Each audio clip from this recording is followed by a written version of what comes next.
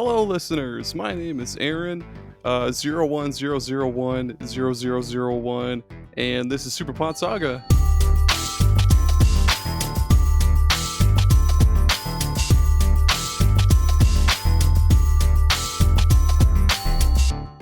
Welcome. Thanks for joining us. Have a seat, booth or bar side, smoking, non-smoking. Have a seat. Hi. I am your host, Aaron, your favorite pal in the whole wide world. Don't even try to deny it. You know it's true. Today, we're talking about the best handheld consoles. I guess just not counting like handheld emulators, like just the actual I don't know how the hell to explain this, but like just handheld consoles. The best way I can think of to explain it. First, let's introduce some guests. We've got a brand new, fresh face to the show. We've got Barry. How are you, man? How's it going? I'm doing great. Thank you so much for having me here.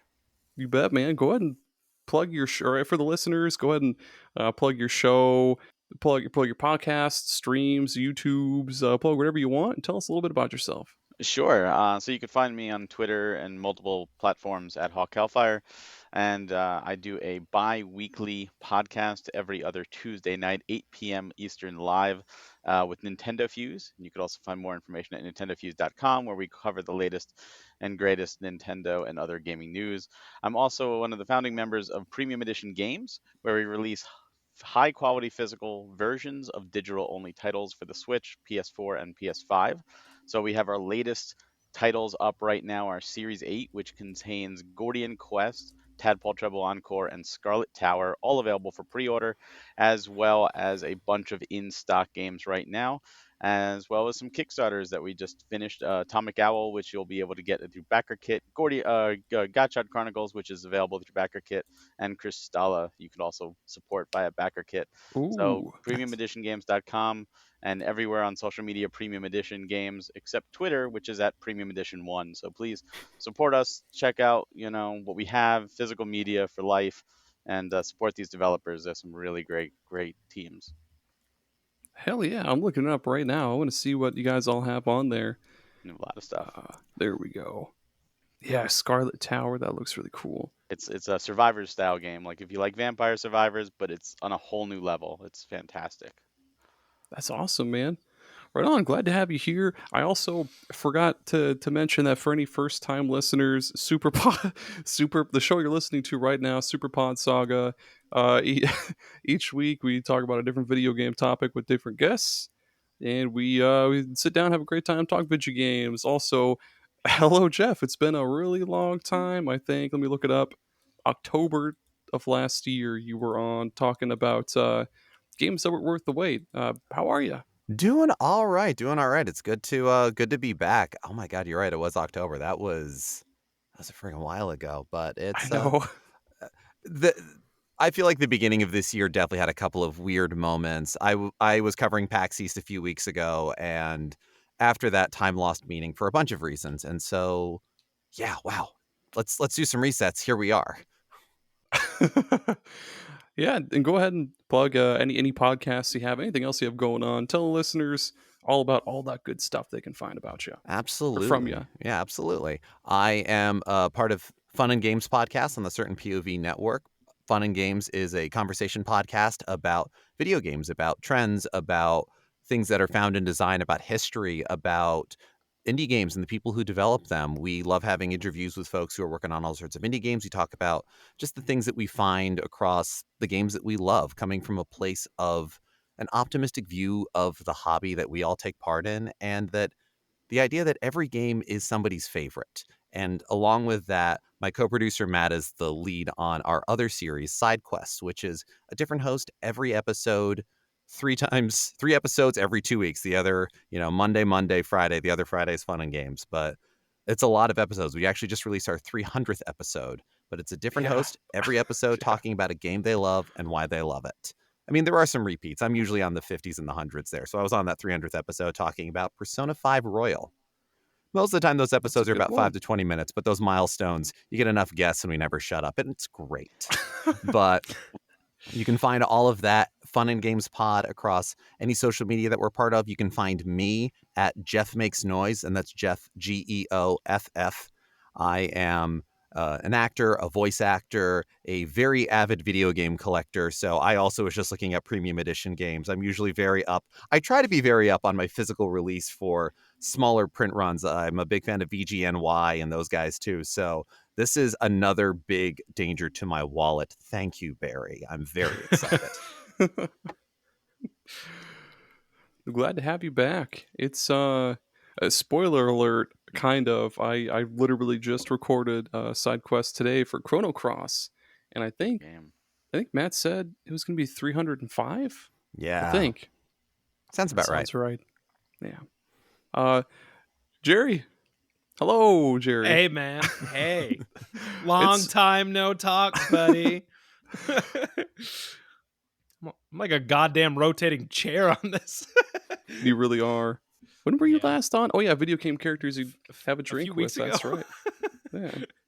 Yeah. Yeah. So I'm Gerry from Super Ghost Radio, and also the podcast that Aaron and I have come together to make the greatest collaboration of all time. You already know it. It's Retro Rehab.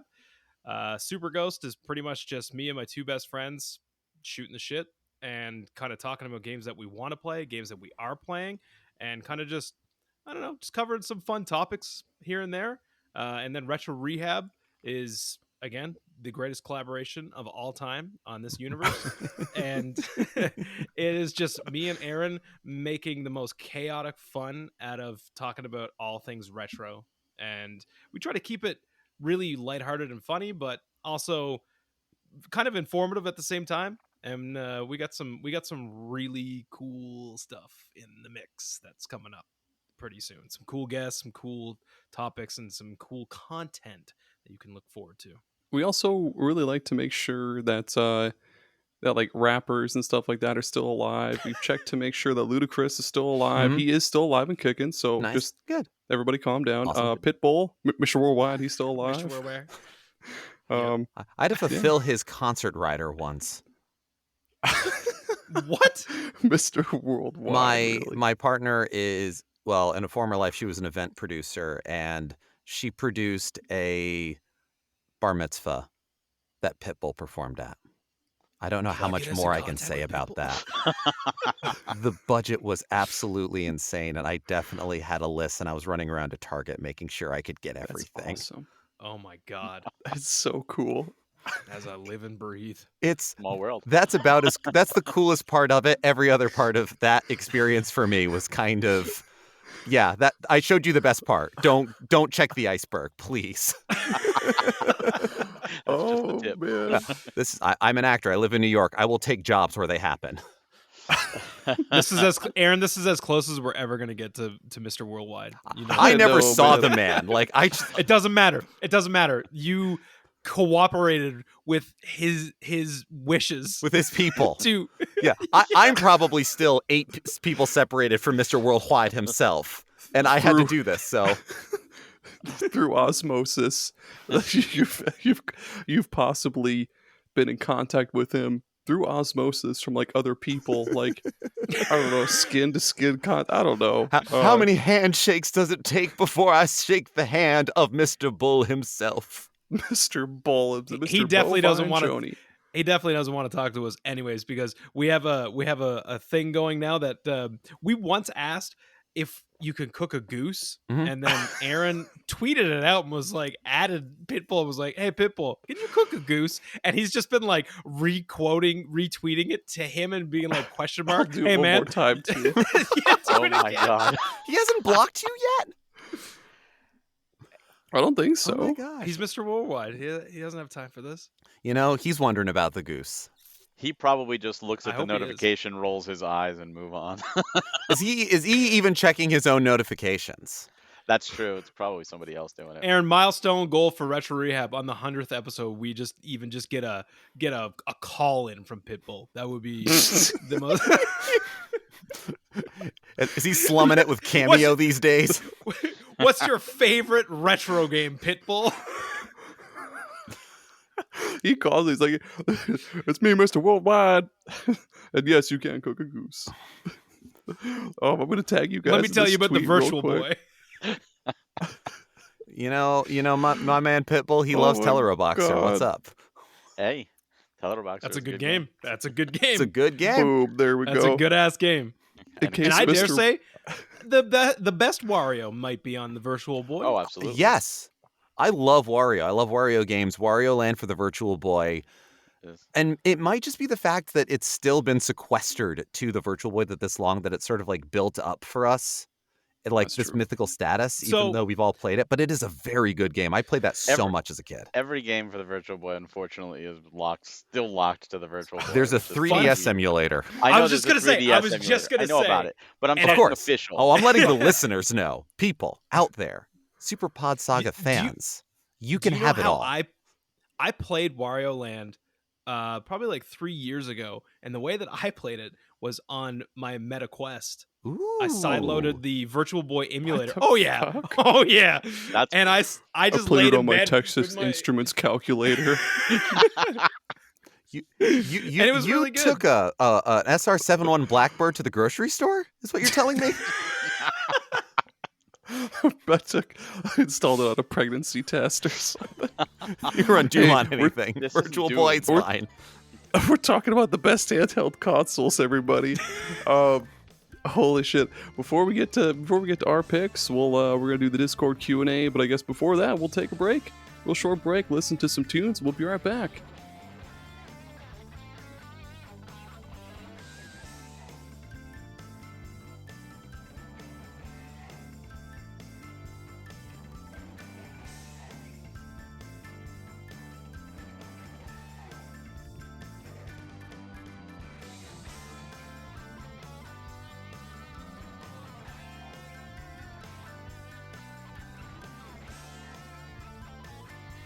And we're back. Yeah, time for the Discord Q&A. Basically, I just asked the Discord server, hey, what are some of your favorite handheld consoles and your favorite games and memories of those consoles? And we're going to read off those answers. The first one comes from Nomad Retro Wildlands. Oh, it's a big one. He says, my favorite handheld will always be the PlayStation Portable. I used to work third shift at a hotel, and I would spend hours in the back playing PSP games like Crisis Core, Final Fantasy VII, and Metal Gear Solid Portable Ops. And when I didn't want a game, I had a bunch of music downloaded to my PSP. Or better yet, I'd throw in a movie and kill time that way. The PSP was ahead of its time, and it still has a great library. Yes, agreed. Yeah, Mucho so- agrio. Mine's much smaller. From Anubis Hero said favorite handheld Game Boy Advance SP backlit playing Pokemon anywhere is ideal. Hell yeah. That's a damn good one. Yours is from the Cthusiast Geoff. His name is spelled differently though, so Yeah, it's all good. The incorrect way. The easy way. My strongest memories are Game Boy and Advance. It was my gaming device when my family went on road trips. Killer Instinct, Mario Land 1 and 2, Pokemon Blue, Yellow, and Gold. Then playing Sonic Advance 1, the first time I ever 100%ed a game. Mega Man Battle Network, my first tactical RPG. Love the Game Boy. I still have my original gray brick. Hell yeah. Dude, yeah, Good Mega Man stuff. Battle Network is so good. I just So started good. playing it for the first time ever, and It's a I great can't game. believe how good it is. I haven't started playing it yet. Amongst my collection, I have some stuff from my partner's old collection, which is a lot of Battle Network, but we don't have the first one. And for some reason, that tripped me up for so long. So I think I might just get the collection and go for Yeah, it. just get the Legacy Collection. Exactly. Yeah. Yep. Yeah. All right, I got one here from Judge Bread, and I'll say it every single time I see this guy's name. No, you're pop up. missing it. You skipped one. I did. You got Go Hobo Go. You can do Judge Oh. Brett if you want. All right, I'm gonna fuck the order up. How's that? There we go. Judge Brett, good name. I legitimately have never felt cooler than when I had a PSP in high school. Aaron had his little baby GBA Micro, and I was playing Grand Theft Auto, God of War, and MLB The Show on the most powerful handheld ever. Imagine Aaron playing Fire Emblem or whatever on the tiniest screen in the world. LOL, I could never. It's a really crisp screen, though. It's Yeah. Called out. Yeah, I missed. you caught I caught missed some the strays micro. on that one. Holy shit! I did, dude. He came in guns blazing. Jeez. Next one, Go Hobo Go. He says Game Boy Advance. Not only does it have my favorite game of all time, Fire Emblem: The Blazing Blade, but it has a ton of other great games and some wonderful ports. Not powerful. Plus, it played all the Game Boy and Game Boy Color library. I like how those two Hell yeah. complemented each other. Mhm. One's insulting Fire Emblem, and the next one's praising Fire Emblem. Right? And then we've got from Hocham, I guess it is. Yeah. Favorite handheld console had to be the Game Boy Advance SP. So portable, rechargeable, and then the sequence of going from driving up to Aunt's house for Christmas, normal Game Boy Advance, then driving down from Aunt's house, nighttime. Holy shit, I can still play games. Was timeless. God, that SP is so good. It's expensive as shit now, by the Well, way. specifically the 101 version. Oh, with I the mean, backlight. of course. God, Yeah. that sucks. And the micro was also really, really cool. I don't care what Judge Bredd says, man. The micro was great. It was. It was And super that's cool. even more expensive now because not a lot of people bought them. Yeah. No, they really didn't do a lot of print runs of it, and no one's selling the ones they have is the big thing. I used to have like 5 faceplates for it. I had this really I thought I was cool, but I had this one that had blue lightning on it, and it reminded me of like those really cool. Metallica? No, Ride the well, lightning. that I guess I was gonna say like reminded me of those cool shirts you'd see at like Dollar General. Those like long sleeve sweaters that were like they had like a tiger with like lightning behind it or something yeah. cool, or like a dragon with lightning or something. The coolest. Yeah, the Yeah. coolest. I mean, shit. honestly, Kind of ahead yeah. of its time in that way too. I've never been that cool. There must have been something around that era with faceplates because the 360 also had faceplates and it came out like right Oh, after the yeah. GBA micro. So it's I don't know. Maybe Speaking something of from the mid-2000s. faceplates, I recently did a mod on my Switch where I replaced like the back plate and then like the Joy-Cons and made it like the see-through purple, kind of like The going for atomic that purple. yeah, and it does look like that. And then I was like, oh shit, there's actually like I'm actually missing like the actual plate, the front part, and like the part that goes on the top and the bottom. So I ordered it, and then while I'm waiting for it to come in, I like went on the website because like the website has really good tutorials on how to actually like install these things. And the Joy-Cons were pretty crazy. I didn't know what I was getting into when I ripped one of those apart. Oh, And then I look no, up the dude. video for the faceplate, and the dude's just like taking the screen off and like with a heat gun. And I was like, nope, that's getting returned. I'm okay. Mm. Yeah, right. I'm gonna Yeah. take a hard pass on this. That's crazy. I mean, I'm slowly slogging my way through learning all of the things I need to learn to maintain all of my retro consoles. I need to finally get a multimeter so I can get the disk drive on my GameCube working okay again. Anything- Oh my man. god. Anything that were at heat guns, whatever else there, I will probably get there at some point. But for cosmetics, I'm kind of I just need life before cosmetic surgery on these things. Just Geoff, for do now. you fuck with any upscalers? Do you have like a retro tink or anything? At the moment, no. I still have a flat screen TV that will actually take RCA, so I've just got a passive switcher Oh. there, and I'm slowly getting a CRT thing set up. But retro tank is a matter of time. They've been doing Yeah, great my- stuff. Expensive. They are. My buddy just got the 4K, and like he threw on like when I showed up at his house, he like unveiled it, like it was course. like hidden. And You spent like he was- $500 on that thing, and you're like, think of the possibilities. So $500 for you US people, us Canadians have to pay like $1,000 for that thing. Wow. So Yeah. so I go down his basement and he's got Sea of Stars up on the screen and it's like really nice and crisp looking. I'm like, damn, is that a filter or something? What's going on with this? And he was like, yeah, man, it is a filter. And he just like takes a blanket away and like unveils the retro tank. And I was like, you son of a bitch. He's got the lady from Wheel of Fortune like ripping the sheet off or something. He's Vanna got that White, Vera that bitch. Vanna White. There we go. I said Vera. Vera That's Vera it for- Black. She's only been doing it for like over 3 decades or whatever more. You know, That's it for the Discord Q&A. Holy shit. We'll take a break. We'll be right back.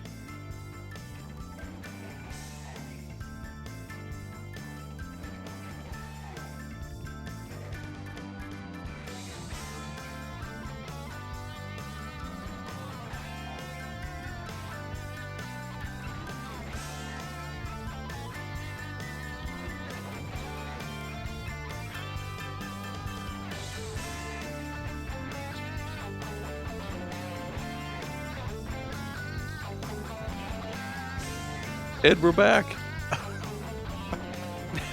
Oh man. Did I cut you off, Barry? What were you gonna say? Oh no, I was just saying. I think that I she's cut only somebody been there off. for over 3 decades or so. So it's funny that you know her name. It's like kind of ingrained in pop culture. Yeah, Vera.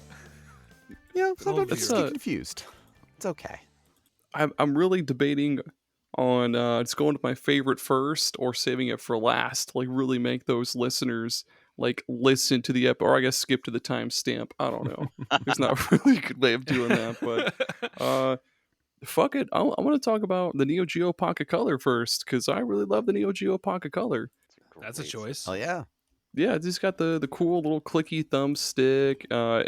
There's so many cool, fun little colors. Like you've got the basic like blue gray. You've got like the cool camouflage colors. There's a couple see-through ones. It's just a really cool handheld. It's got some really cool games. What do you guys think? I've never had the chance to get my hands on the Neo Geo Pocket Color. I Oh my do God, Me either. really? appreciate What? everything that I've read about it. I absolutely appreciate. I'm also my household doesn't fuck with fighting games too often, and when you've got that good SNK library, there's certain ways that it Yeah. skews, and the fact that it does such an incredible job. I've watched a lot of footage. It looks incredible. I would love to see it in the wild one day, just like get my hands on it. But I really appreciate the fact that what SNK did with the Neo Geo Pocket Color, letting the Neo Geo Pocket actually play all the color games. They actually made it fully, it's almost like forwards compatible in a weird way. And I have actually seen the device in the wild, like at game stores and places that are charging way too much for it, as they should. Oh yeah. I mean, again, it was the numbers that they did and whatever else, like it's valuable. So the design aesthetic of it is brilliant. And really, that's as much as I feel confident saying about it. And everything else is just speculation and hooey. And hooey. And I haven't heard that word for a long time, but I'm gonna add it to my vocabulary now. You're gonna hear it a lot throughout this episode. I can only swear so many Hooey. times before I start talking like a prospector. Yeah. Gosh darn diggity. Sorry. Yeah. I actually. Oh, go on. No, you go ahead, Barry. I was gonna say, well, I didn't own one for a while. I had a friend in high school who actually did, and I remember specifically sitting in a science class, and he was my lab partner. And when the teacher was talking, we were just kind of like, whatever. Like he would just like, here, want to play it? And I just remember like trying not to get in trouble because of the click, and it was just so satisfying. I'm like trying to play Oh. under So the table. it click, click, click, click, has the clicky Oh, thing no, like no, the really. Neo Geo has? Yep. Oh yeah. It's Really? perfect. Nice. It's awesome. See, here's a crazy thing, and I feel ashamed to say this as part host of a retro show. I've actually never seen a Neo Geo or any Neo Geo accessory or anything like in person. I've never seen. I've played so many different Neo Geo games, and I love that console. I have no like experience whatsoever with the Pocket Color, but it's I'm glad that you brought it up because now I'm gonna want to because I just got a Mister or not a Mister Analog Pocket. Yeah. Yes. So it has the core Yes, for it the does. Pocket Color. So I'm gonna throw that shit on. Oh, And, yeah. and they're I'm gonna- finally selling the adapters for it.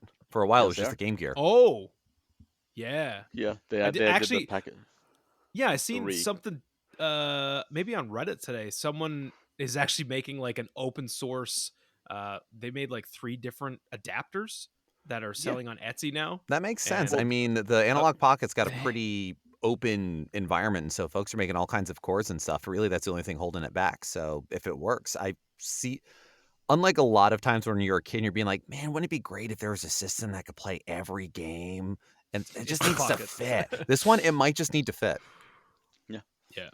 Now, one thing that a lot of people forget about the Neo Geo Pocket Color specifically is when it launched here in America, they had a partnership with Sega because Sega was out of the Oh, yeah. handheld, and not only did they get like Sonic, but there was actually an adapter to hook it to the Dreamcast, and there was Dreamcast functionality between Sega's Dreamcast and SNK's Neo Geo Pocket Color. That's And incredible. it wasn't used a lot, and obviously both the Dreamcast and the Neo Geo Pocket Color failed, sadly. But it's some few people even remember that was a thing. Hand in unlovable hand, they went down. Damn. I knew Yeah. about the Sonic games. I didn't know it had functionality with the Dreamcast. That's incredible. Yeah, there's a cable That's you can actually crazy. buy to hook them together. Oh my god. I'm pretty sure one of those games was Marvel vs. Capcom 2.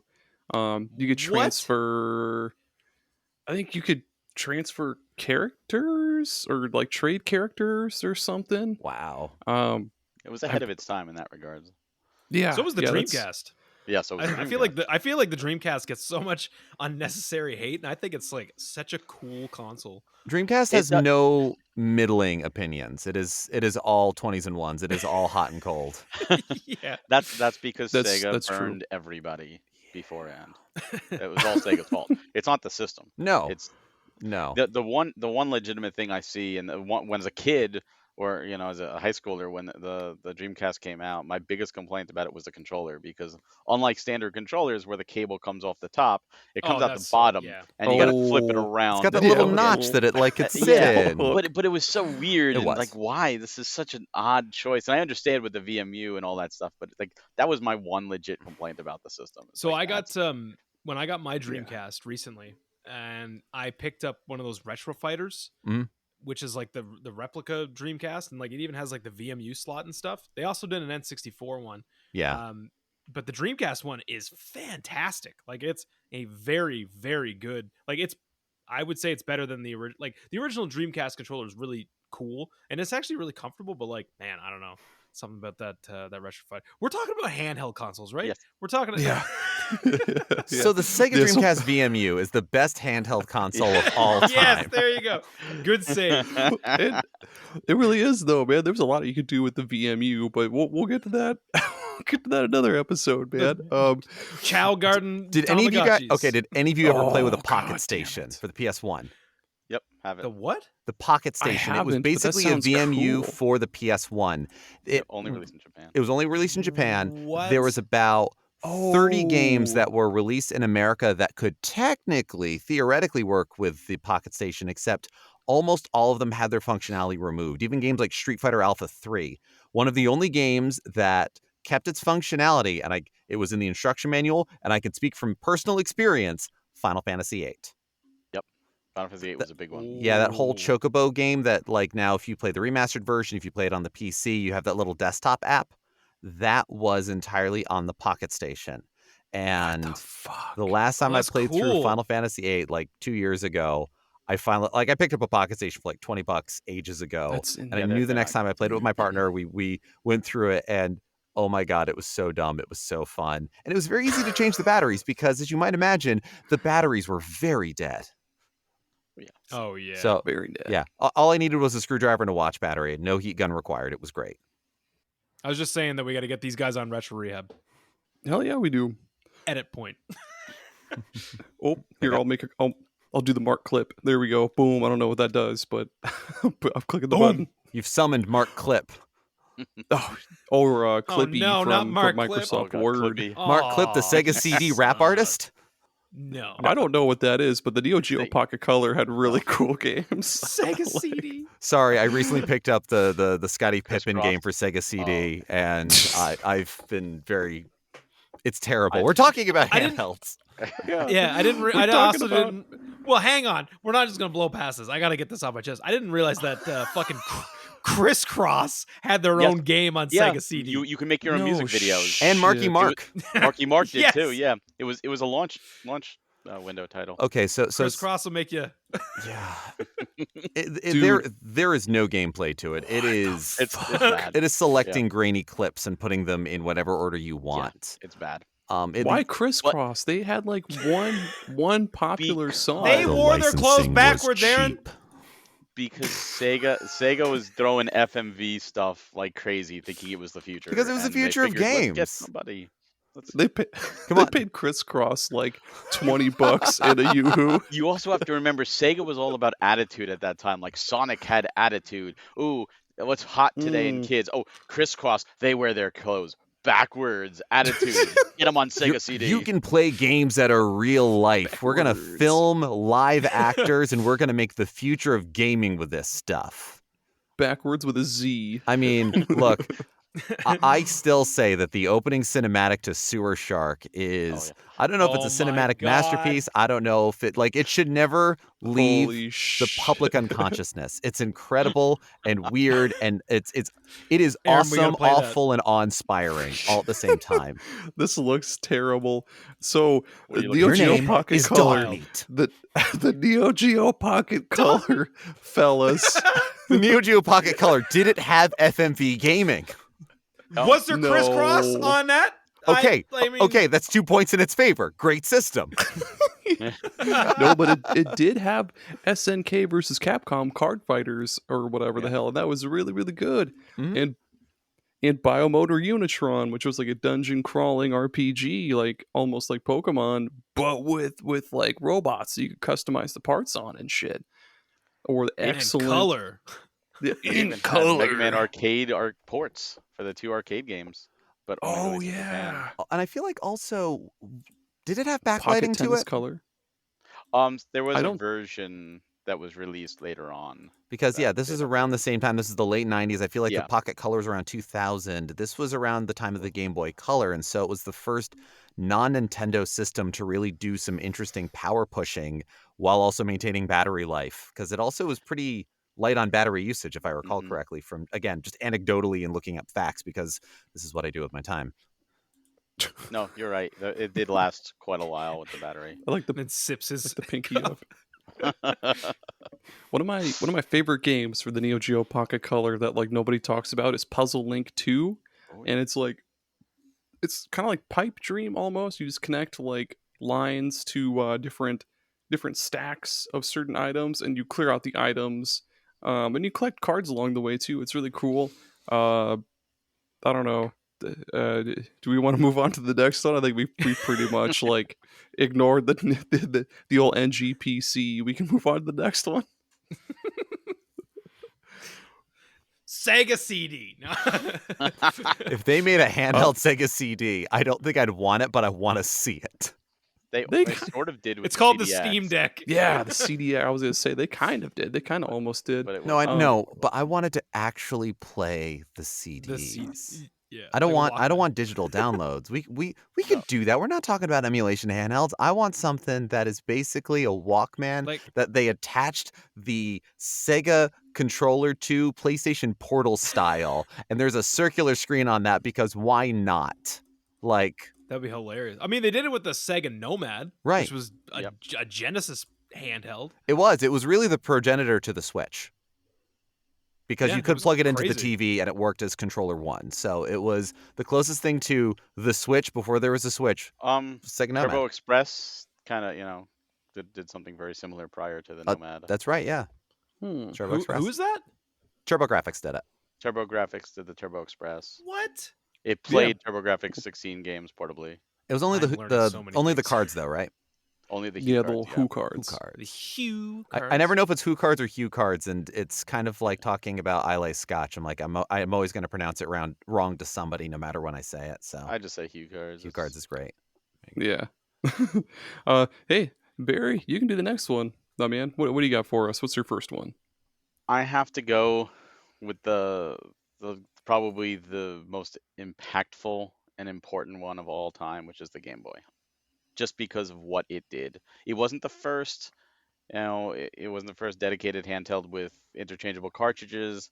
That was either the Microvision if you want or the NTEX Select a Game, but it was the most important because unlike even the Lynx and the Game Gear, which came out around the same time and just before, it was the one that stuck the landing, and it battery life and obviously Tetris, and the library was just so superb, and the name became synonymous with handheld gaming, and obviously it had the pocket and the color and the advances lines going on, but just the fact that we were sitting there playing a pea soup green screen in black and white otherwise, or green and black, if you will. Monochromatic. And it didn't matter. It captured our imaginations, and the library was stellar and still is stellar. And the fact that they were porting NES games and bringing them to the system, and just All them Mega Mans. an exclusive Mega Man that have never come anywhere 5. else. Mega Man Those 5 5 was so games. good. Oh, 5 Tango the Cat and the Mega Punch, man, bring those stuff back. Yeah, that game. Mole Mania. Yeah, it's- Yeah. Mole Mania is a Mole great Mania, one. anybody? Donkey Thank you, Kong Barry. 1994 Miyamoto. is That's a incredible. Somebody Miyamoto know- title. Come on. Somebody knows who Mole Mania is. Of course. Thank you, Barry. I mean, the system, is it the best in terms of power and even library? Probably not by today's day, but it's the most important. And I think Oh yeah. that it has to be stated. And technically, the Game Boy Color is better because it plays all Game Boy and obviously the Game Boy Color games. And you can then go the Game Boy Advance is better because it plays all of those. But just for what it did and how it battled the Lynx and the Game Gear so aggressively. And the funny thing is they were more aggressive than Nintendo was. Atari was like, "Oh, we're better," and Sega's like, "Oh yeah, you know what? You want color? Here's a squirrel. The dead squirrel. Hit yourself in the head so you can see color on your Game Boy. We're better. You can only play us for 20 minutes before your 6 batteries are dead." Oh But yeah. I It's forgot true. about that. but it didn't matter. Game Boy had the games, and Nintendo proved to the world that it doesn't matter about the power of a system. It matters about the games and the fun and the usability. And no one's been able to top them since. So I mean, they definitely hit the I ground kind of running. Yeah. I kind of view the Game Boy the same way that the NES came out and kind of rejuvenated Yeah, it did. Absolutely. video Yeah. games. Like Absolutely. the NES came out and it was just like, oh, video games are back, and it's not just toys. It's not considered a toy anymore. Mhm. Like that's literally what happened. Like when the video game crash happened, and I feel like even though there was never like a crash with handhelds, like it just wasn't popularized. But then the Game Boy came out, and it was like you said, it just became synonymous with like handheld gaming, and it became like the pioneer of handheld gaming. And That's because a lot of True. the earlier handhelds with dedicated or with interchangeable cartridges usually either like the Microvision had the screen in the cartridge, yes. and that was weird. And then the Selecta game had like almost like a color form screen that you would have to put over like an overlay over the screen to play per game because it was so generic in terms of graphics.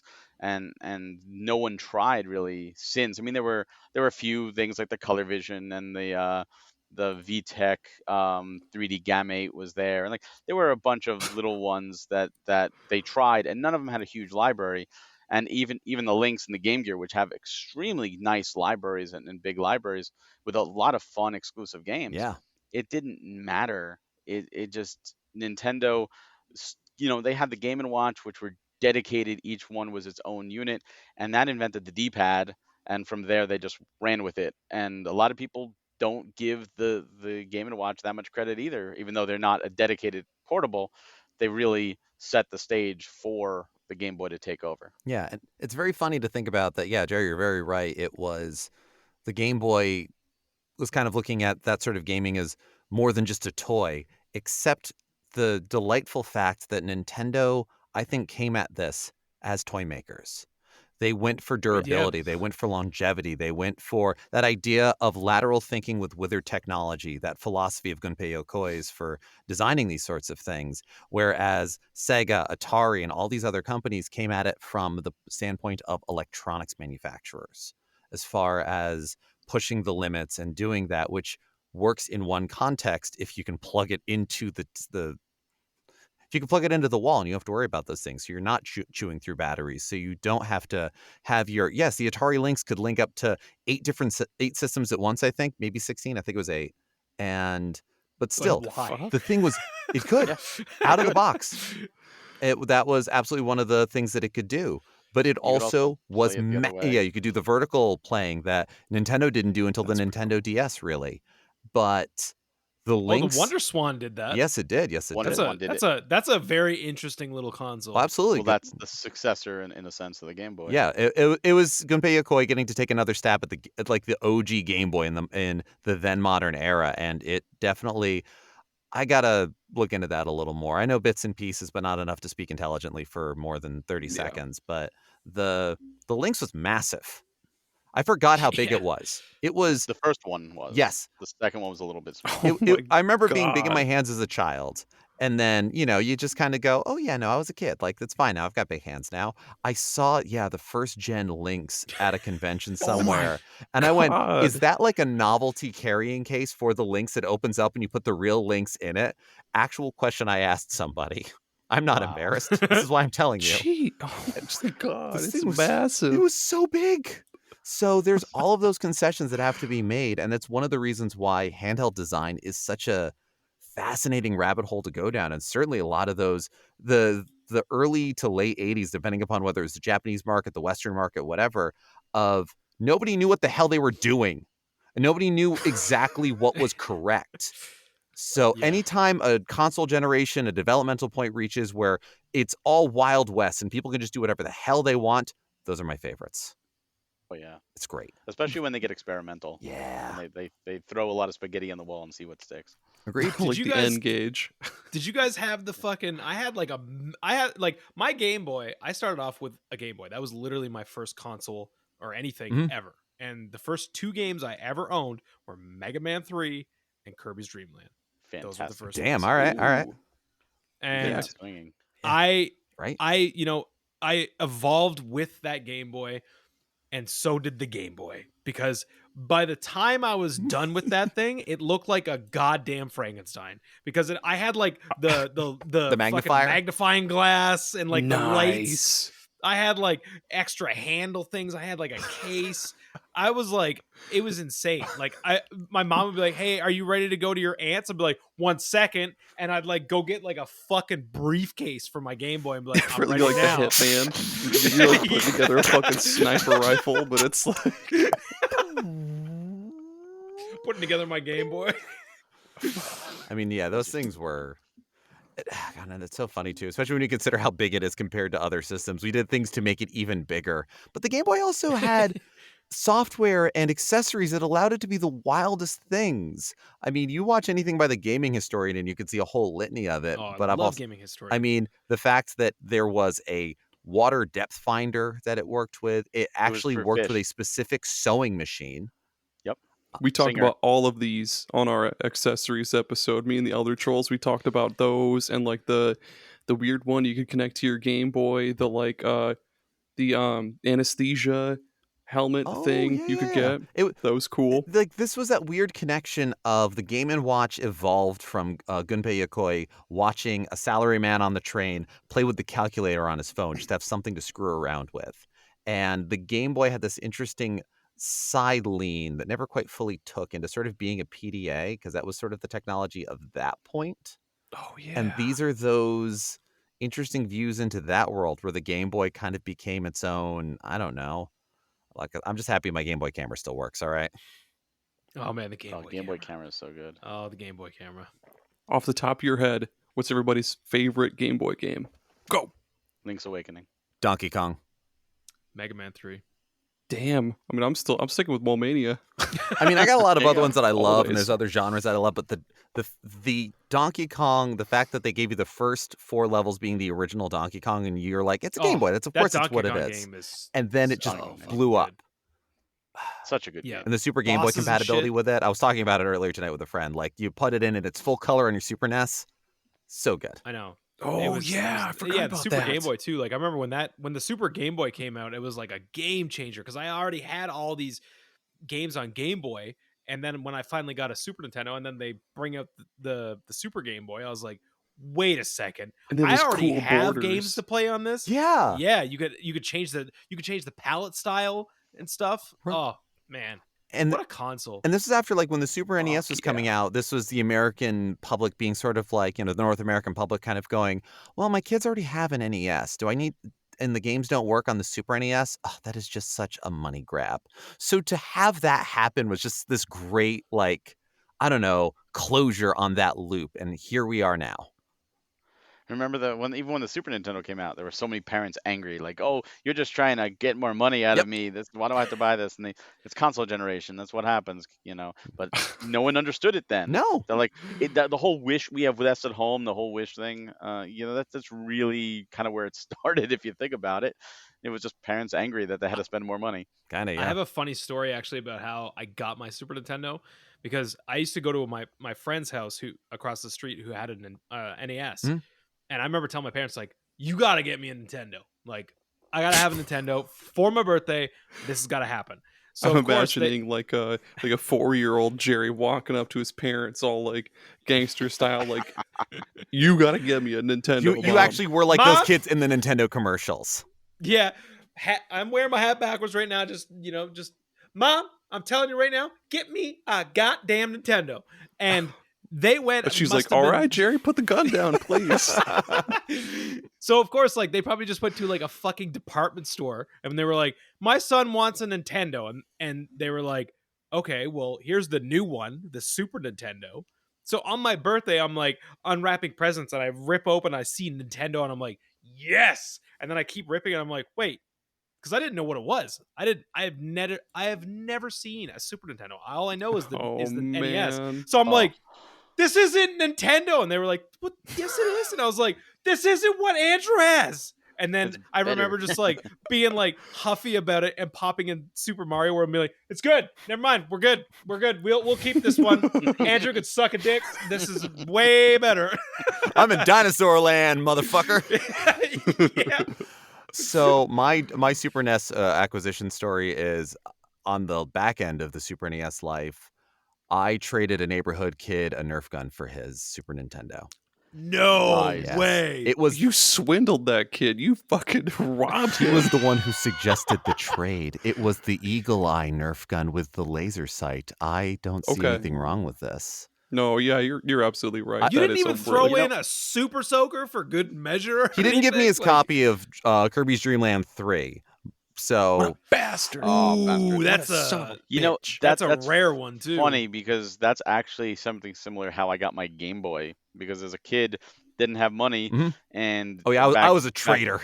oh yeah, back in the early 90s, baseball cards were really, really hot. And especially, with the players. And there was a kid in my school that absolutely loved Ken Griffey Jr. because he was very, very popular back then and loved it and had all the cards. And there was a computer software game that came out, or it was more like a catalog system for the computer for baseball cards. And it came with a special set of 10 Ken Griffey Jr. cards, only can get with the software. And I said, I have 10 cards you don't Ooh. have.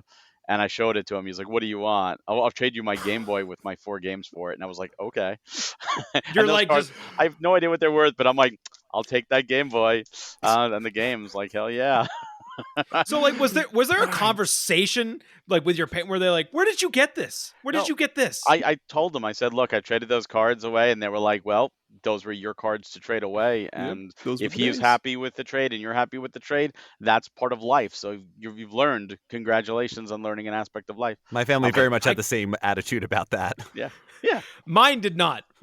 I came home with a fucking a shopping bag full of pogs one day, and they were like, where did this come from? And I was like, I won it on the schoolyard. And they were like, what? You playing they were like, dice in the school? oh yeah. Dude, Pogs was just gambling for kids, okay? I Like, found dude, found a spot where I could Pogs get a was so whole bunch cool. of like cool pogs for really cheap. I became a fucking dealer on the schoolyard. I was selling kids pogs. Nice. Oh, listen, Ooh. baby needed Magic the Gathering cards. Okay, I sold pogs to get what I needed.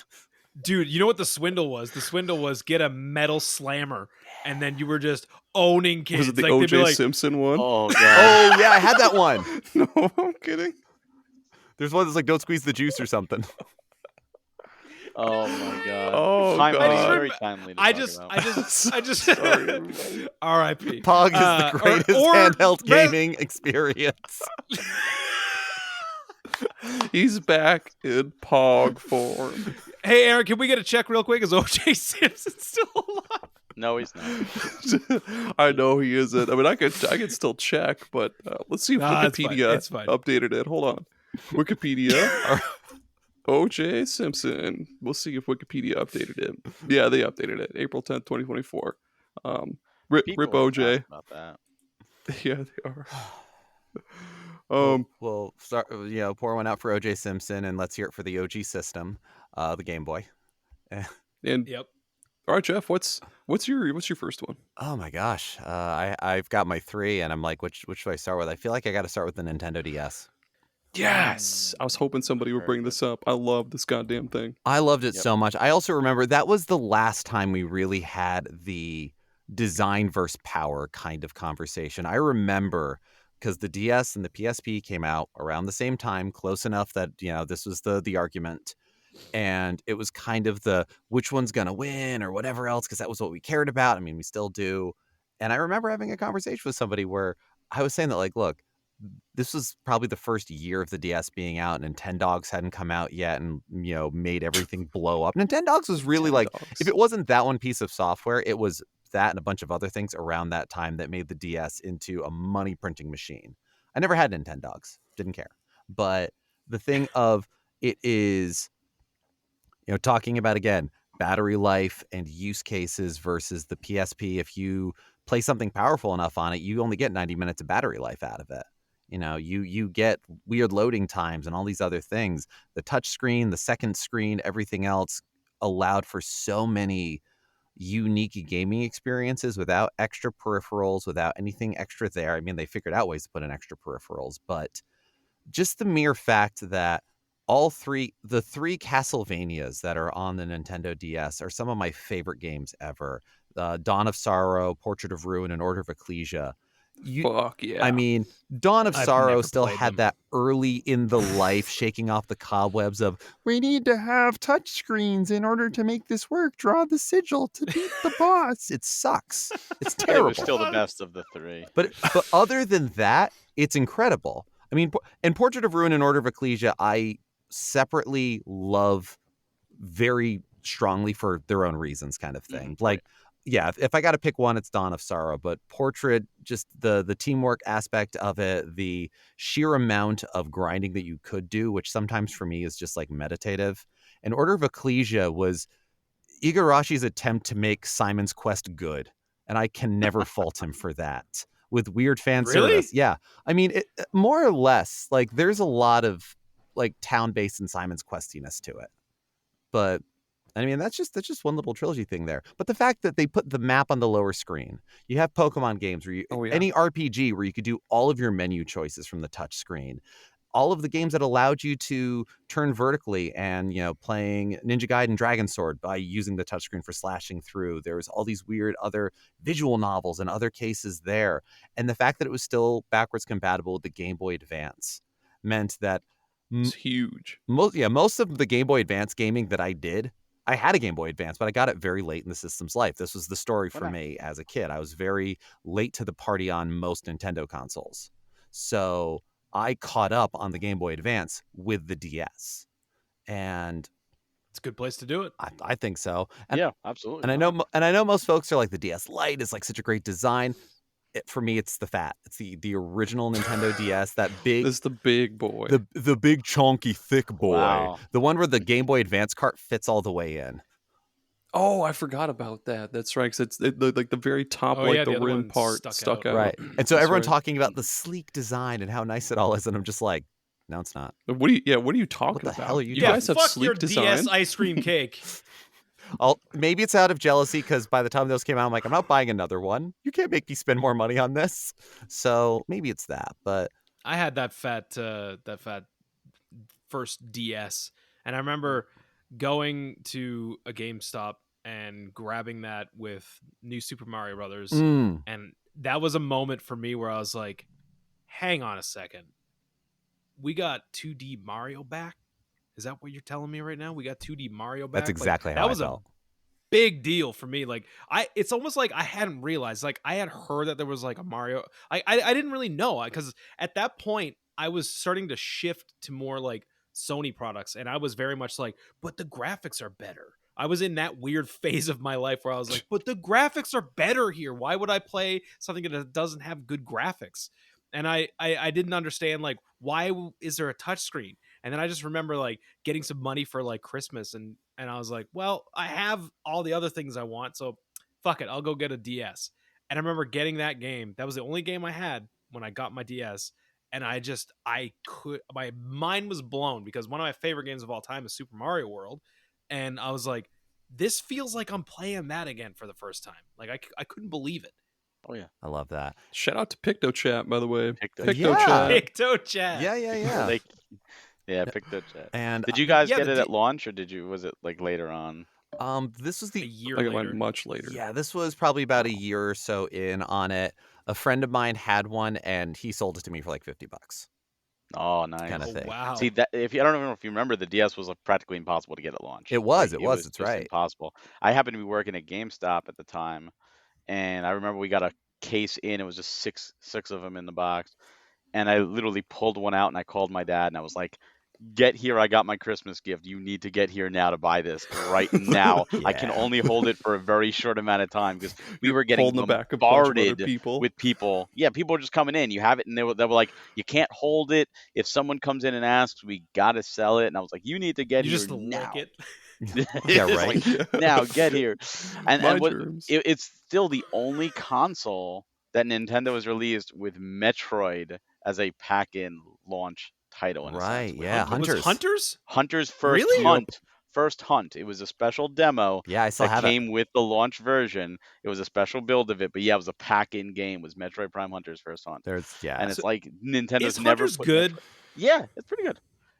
I The mean, control especially scheme is really weird. It's it 'cause it's Yeah, you used gotta use the thumb. the D-pad Yeah. and the Well, I mean, Well, also that the control scheme for Super Mario 64 DS, which was also its own joke of Really a weird. and Knuckles situation of Yeah. using the stylus. Again, this was a Wild West situation of a new control scheme, a new way of showcasing games, and we had a better sense of how games should be and shrinking things down to make the everything work. But this was absolutely a what the hell are we doing? Whatever. Kirby Whatever. Canvas Curse kind of thing. The first that Yoshi game. the Yoshi game. I mean, Touch also and go. Oh, not quite launch titles, For but DS. first things like pack picks and Feel the Magic. Feel the What magic. about some- X, X, Y, Feel X, Y, What Y, about some Etrian Odyssey, man? Etrian Odyssey, where Oh, you draw all the the Etrian map and Odyssey. shit. I am right now playing Yes. through Persona Q2 for the first Oh. time. I just Ooh, beat yeah. Persona Q a little while ago. I know that's on the 3DS, So but good. I had never It's played still- an it's still Etrian great. Odyssey game in my life. I knew I would love it, and this is my gateway. And this is going to be Etrian very Odyssey's expensive, good. but I have to get more of these games. You should- The first hit was Yeah. free, and now I'm screwed. I need to fir- draw the the map. the first three are on Switch, and I mean you Yeah, don't yeah. get like the same like the dopamine rush of like using your stylus to like drag and drop and draw and shit like that. You just use like you hold what is it, right trig and use like the right stick to draw your maps on Switch, but I mean it's still really good. I suppose that'll given that it's like $80 for that as opposed to probably close to $300 to get those same games for the DS. Yeah. If I were to look You know on what's a fantastic game on the DS though that I at first did not like at all, and it wasn't until like 3 or 4 years later when I happened to pick it up again. Phantom Hourglass is Oh, such yes. a good fucking game, but like it's really weird to get used to controlling it the way it is. like I mean, Diablo bet. style, drawing it out. yeah, like it's I don't know, it's just strange, but like at the same time you start to realize like, okay, once you get your head in the right headspace of like this is a Nintendo game. Nintendo is usually pretty fucking good about implementing pretty cool like game mechanics into their games and utilizing the hardware to focus on that game. And once I realized like, oh, I understand what they're trying to get me to do here. Like they want me to use this touch screen. Because at first I was like, this just feels wrong. Like, why am I doing this? But I don't know. After you sit down with it for like an hour and like it just becomes fluid. And Did it you play just, Spirit Tracks then after? Because I did so play good. a little bit of it, but I didn't like that game as much as Phantom Hourglass I for like it some more. reason. They're both good, but Really? and also a lot of the rhythm games on the Nintendo DS were fantastic. Beat Agents. Oh, yeah, Elite Beat Agents. Beat I Agents have is the second good. Osutatake Oen done, the Moru. such a good one. I mean, even stuff like jam sessions and Electroplankton were just super fun to do. You know, Electroplankton was fun, yeah. oh, it's great. I'm- I've never gotten to play Guitar Hero on tour, but I really want to. Like as long It as I has can to get be the added. little grippy buttons. Like Yeah, I'm dude. doing little spider fingers here. We still also, if you're gonna mention the DS, we have to talk about how it's the second best-selling console of all time. Oh yeah. I Like mean, that really? that is a huge 154 something million units. Like that's That's insane. insane. I mean, it had God Chrono damn, Trigger, dude. so really it was a foregone conclusion. Oh, that's I another forgot good about that. point. All the SNES ports, you had Chrono Trigger. We had quite a few Final Fantasy games on there. Yep. There's a Final bunch of Fantasy other ones. I 3. can't- Well, Final Fantasy yeah, 3 Final had Fantasy like first 3 we time got. had that released like here in the new. West. It was like a new Yeah. version of the game, like and in 4 3D got and shit. remade as well. Yeah, in Final Fantasy 4, yeah, the 3D remake of 4. And then Final Fantasy 4 Heroes of Light, which the team went on to do that. And then that's the Right. Bravely team. That's Yeah, the team that is, went on to yeah. do Bravely Default and, Oh yeah, and Octopath. Yeah, no, Hell yeah. absolutely. Well, and because like the Game Boy Advance on paper was on par with the Super Nintendo, barring a few restrictions, which is why we got sort of the Final Fantasy 5 and 6 Advance. But the DS kind of like cleared it. It could even touch into N64 stuff, hence why we got Mario 64. So that weird sort of halfway point allowed for these strange ports, these strange adaptations. Are we doing polygons? Are we doing sprites?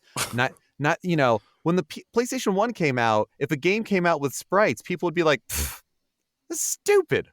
That's it's like a baby's toy. Why would you do that?" By the time of the DS, you could have a little bit of both, and so people really went for it. You also had probably the first time wireless multiplayer gaming actually I was worked, just certainly on a Nintendo system. The DS was a thing that got me through college as far as Mario Kart.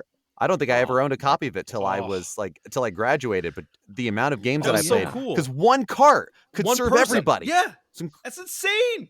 like it's the So good. anti-Pokemon. Even though I love Pokemon, and again, the Pokemon games actually getting to the DS and 3DS Pokemon games are some of the best. I still love the new stuff, but it was a definite, like, you talk to a lot of folks, it was a heyday. Oh yeah. Now, out of curiosity, I know we did this with Game Boy, but what's all of your favorite DS games? Or at least your favorite. Like, you got to pick one. I can give you some dumb answers that are games I love that are also, they don't get enough love. That counts? Retro Game Challenge. Oh, such a good one. That's Such a. that is a I good hate one. that we didn't get the second one. I know. Well, so at PAX East this year, Jacob McCourt did a panel on the Nintendo DS, and it was the panels that he does about systems are so fun because it does a little bit of a history lesson, and then he and the other panelists have made a list of like the 10 or so best games of the system as they believe it. And they leave 15 slots, and the rest of the panel is audience coming up, suggesting a game to knock off the list, and they get 30 seconds to defend their thesis. It's the That's best. cool. It's the best chaos. And I wanted to go Wow. to this panel, but I had to leave the convention early. And I was still just like, Jacob, because Jacob's a friend and a bunch of folks on the panel were all friends. I'm just like, guys. And also, Dave Jackson from Tales from the Backlog was on the panel, and he repped Picross 3D like a champion. Oh, Great game. I'm like, somebody's got to do Retro Game Challenge, please. No one did it. No one in the audience brought it up, and I'm not actually mad about it, but I'm still mad about it. It's a good one. What about you? I'd say, I was gonna say, considering we're on the Superpod saga, let me tie it into a brilliant DS game called Mario and Luigi Bowser's Inside Story. See, that ended up on the list. Best in the series. Eat it, Tommy. Very good one. It's great. I'm tied up between. I really love the Entry and Odyssey games. Mm-hmm. Oh, I really love all the Shin Megami Tensei games we got on the DS, like Strange Journey. Really, really fucking good. And the Dragon Quest games are all really fucking good too, like Dragon Quest 5. oh yeah. I know. So good. Like 999 was probably my introduction to. That's what I was going to say. Sorry, That's then a please. The good-ass floor is game. yours. I apologize.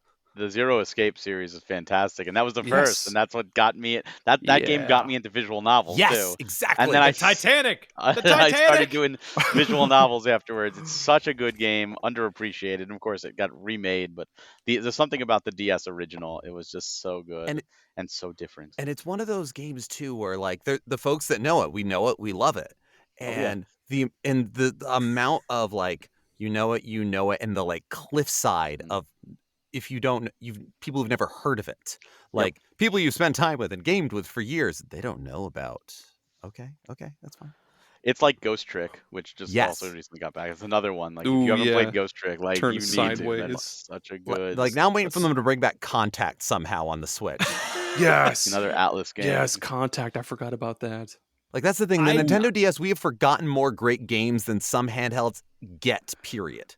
How I know about that's the what Infinite Space? Infinite Space. BioWare. Yes, that's a good one, BioWare too. on the DS. Yeah, dude. And Sonic the Sands of Hedgehog RPG. Destruction. That's Dark Brotherhood. Yeah. There's so many. The Valkyrie profile game that we got that's actually really fucking good, but really fucking hard. It had. We even got two Mana games, Children of Mana and Heroes of Mana. That's right. Yeah. Final Fantasy 12 got a sequel on Revenant DS. Wings.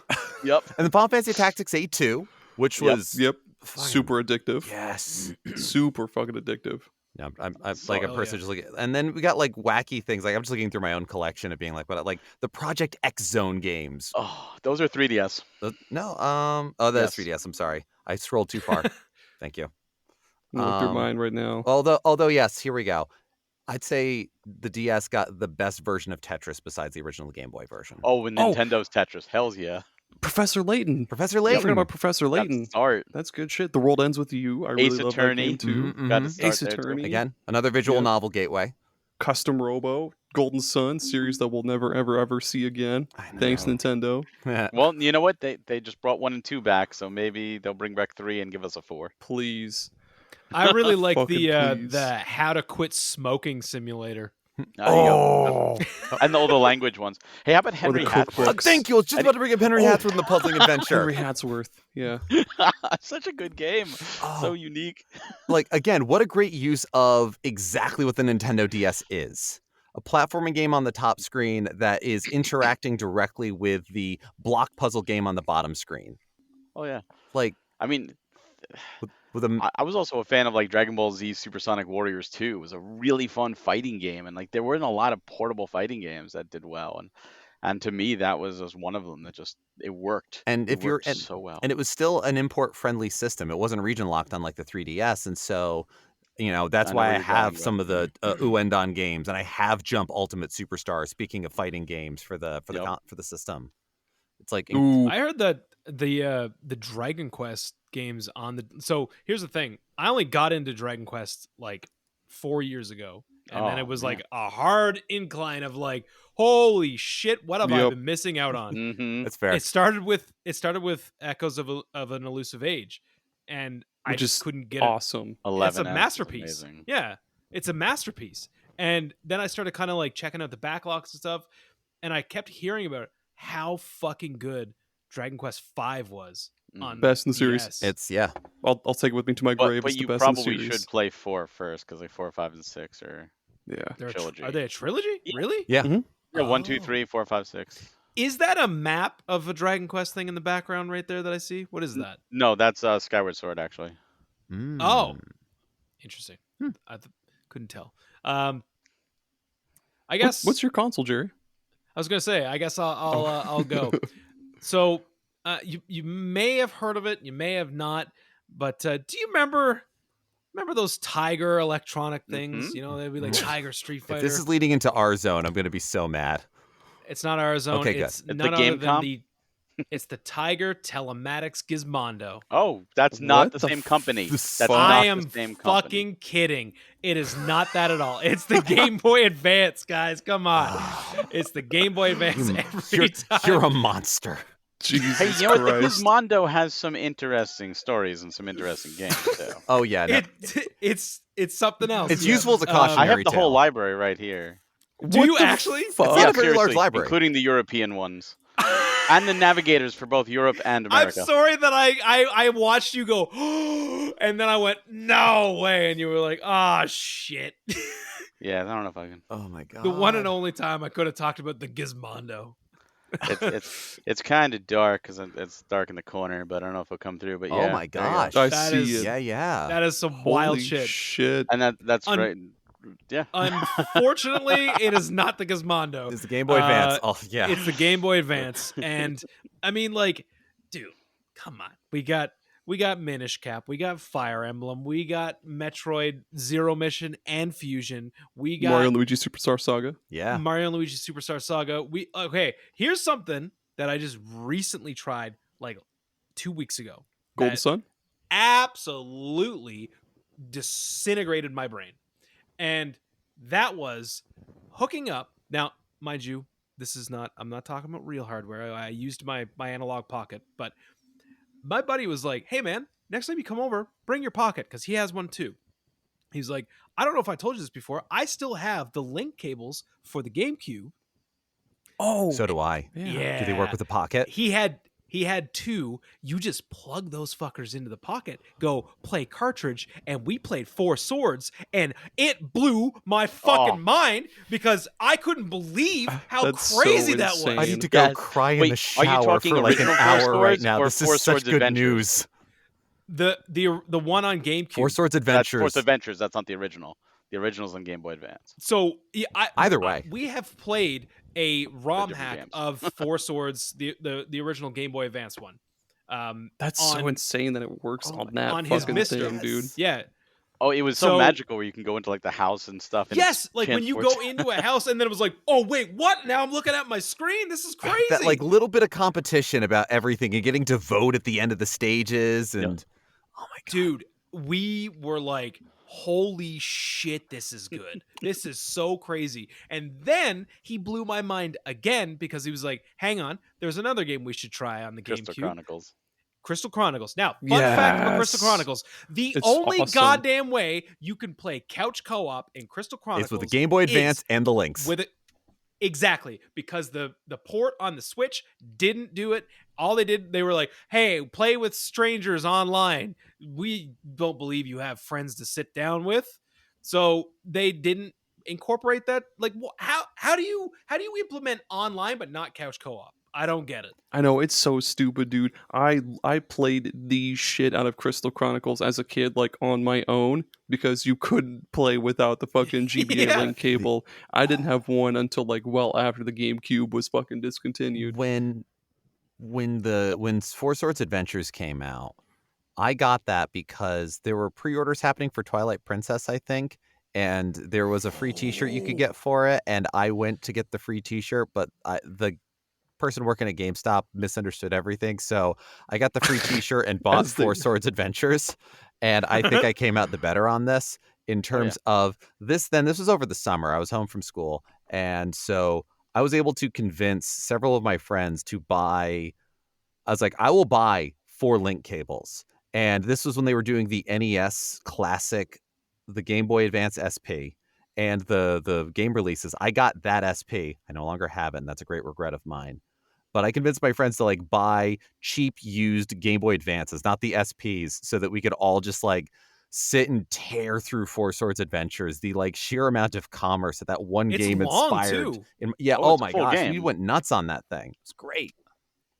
Like I was amazed that there was still, and this is why I like retro shit so much, because like it was crazy that there was this thing that was in plain sight for years and years of a franchise that I love that I had never had my hands on before. I knew nothing about it, and it was like fresh. It was like I got to play a brand new Zelda game that's a retro game for the first time, and it was like, holy shit, the way that this works with the Game Boy Advance is wild. But also shout out to Analog, because you don't have to have anything. You just fucking plug it in, and like he has a hacked Wii U, so it was just, we were playing the Four Swords on his Wii U, the GameCube version. So it was literally just, we were playing with hardware, but emulated hardware. I mean, and also speaking of Zelda, when I got my Analog Pocket, the first game we put in to like test this whole HD screen, everything else, was Minish Cap. And so good looking. And that first time that you shrink down and it's got that like beautiful, like just chunky but crisp graphics on that HD screen, it was a religious experience. I really enjoy Kirby games. Like I love a Kirby game, and the Kirby games on the Game Boy Advance are no slouches. Like Amazing Mirror and like Squeak Squad. Was Squeak Squad DS or GBA? Yeah, that was DS. That was DS. Squeak Squad was DS. Nightmare in Dreamland, the Kirby. That's where my brain keeps going. So I'm like, good. I know that's the remake, but it's beautiful. Oh, man, it is really good. Like those games are so fucking good. Like, and I don't know, there's something about the Game Boy Advance. Like, still to this day, my favorite system of all time is the Super Nintendo, because I still think you can go back to Super Nintendo and it still looks good by today's standards, especially since we've had this like reprisal of like the retro like 8-bit looking stuff, like HD 2D, things like that. So like now, like when you look back on the Super Nintendo, it's just like, it's insane. Like it all holds up. And I feel like, and you said it earlier, Geoff, that the GBA was kind of like that. It was a little better than the Super Nintendo. It wasn't quite as good as the N64. Like it wasn't able to like properly do polygons. Like no, you could get away with like some stuff. Like I remember getting Tony Hawk's Pro Skater and being like, holy shit. Oh, that's like, right. Yeah. Like they made sort that of work. 3D. Yeah. How the fuck did that game work? That was a work? launch game. That blew me away. I got that at launch, and I was like, "What the heck? This is incredible!" Yeah, it kind of had like a top-down isometric view, but still, it was like it was 3D in a way that like the Super Nintendo wouldn't have been able to do that. And Like, Yeah. and the Game Boy line has been doing those sort of downscaled but still incredible and meritable ports forever. So it's not as if this was the great disappointment. That was the N-Gage. And I remember Yeah. very distinctly when Tony Hawk Pro taco. Skater 2 came out for the GBA, and that was around when the N-Gage was also a thing. It was just kind of we don't need that. And then you found out all the ways that it worked. And you're like, we definitely don't need that. Tony Hawk and the N-Gage was good. It was just the screen's problem. But the Yes. fact that Tony Hawk 2 was on the GBA at launch and it just blew it away. It was just like, oh my God, they made it work with an isometric. Decisive blow was great. It was insane. Like, that's what I mean. Decisive blow. When I think about like handheld consoles and it's like, what's the best? It's still in my head. It resonates. The GBA. Yeah. Like, I just feel like the GBA. You get a lot of bang for your buck with that because there's like a million the RPGs. libraries. Oh, yeah. That you could. Yeah. Again, Dude, the Super NES Sword of of it Mana. all. The great RPGs that were Sword on of Mana. Yes. Sword of Mana was good. it. There's a lot of good RPGs. The original like, Golden Sun. Yep. Golden Sun. So Both I made a Golden Sun. confession on the last episode of Retro Rehab. I have never played Golden Sun. Oh. You're gonna. It only take you like 25 hours. You can blow through I heard it. it. I heard it's not that bad. No, well, The second one's so significantly longer, though. Yeah. Yeah. I would But be it's on remiss GBA. if I didn't talk about. I had just started Battle Network, Oh, and yeah. for the first time. Yeah. And Barry, like yourself, I am a massive Mega Man fan. I fucking love Mega Man. Mhm. I have played damn near every single Mega Man, pretty much except for the Battle Network games. Like they're Did the you play only GameCube ones. RPG? I sure You fucking mean did. X-Command Mission? Fantastic. Yeah. Command Mission, yeah, Yes. not a very good game, but I it's liked not. it. It's not okay. It's not terrible. It's just as far as like if I were to compare. So if that's the Mega Man X RPG, and then you Yeah. look at the Mega Man RPG, which is Battle Network, not Well, that's a different Legends. Mega Man. Legends is I mean, Planet Legends of is Ten. different. It's not an Mega Man RPG, 2, though. but it is choice. oh yeah. GameCube also Um, has that exclusive Mega Man Network transmissions that's set in the Battle Network Oh, universe yeah. that is not part of the Legacy Collection. Oh my That's a God. side I scroller. forgot Yeah, about that's a that. side scroller, right? Yep. What the fuck? Yep. And they did I've not played that. that and Battle Chip Challenge were not included in the network, the Legacy Ah. We were Collection. I'm like, robbed. what? I've even played I've played Misadventures of Tron Bonne, which Oh, is great really game. fun.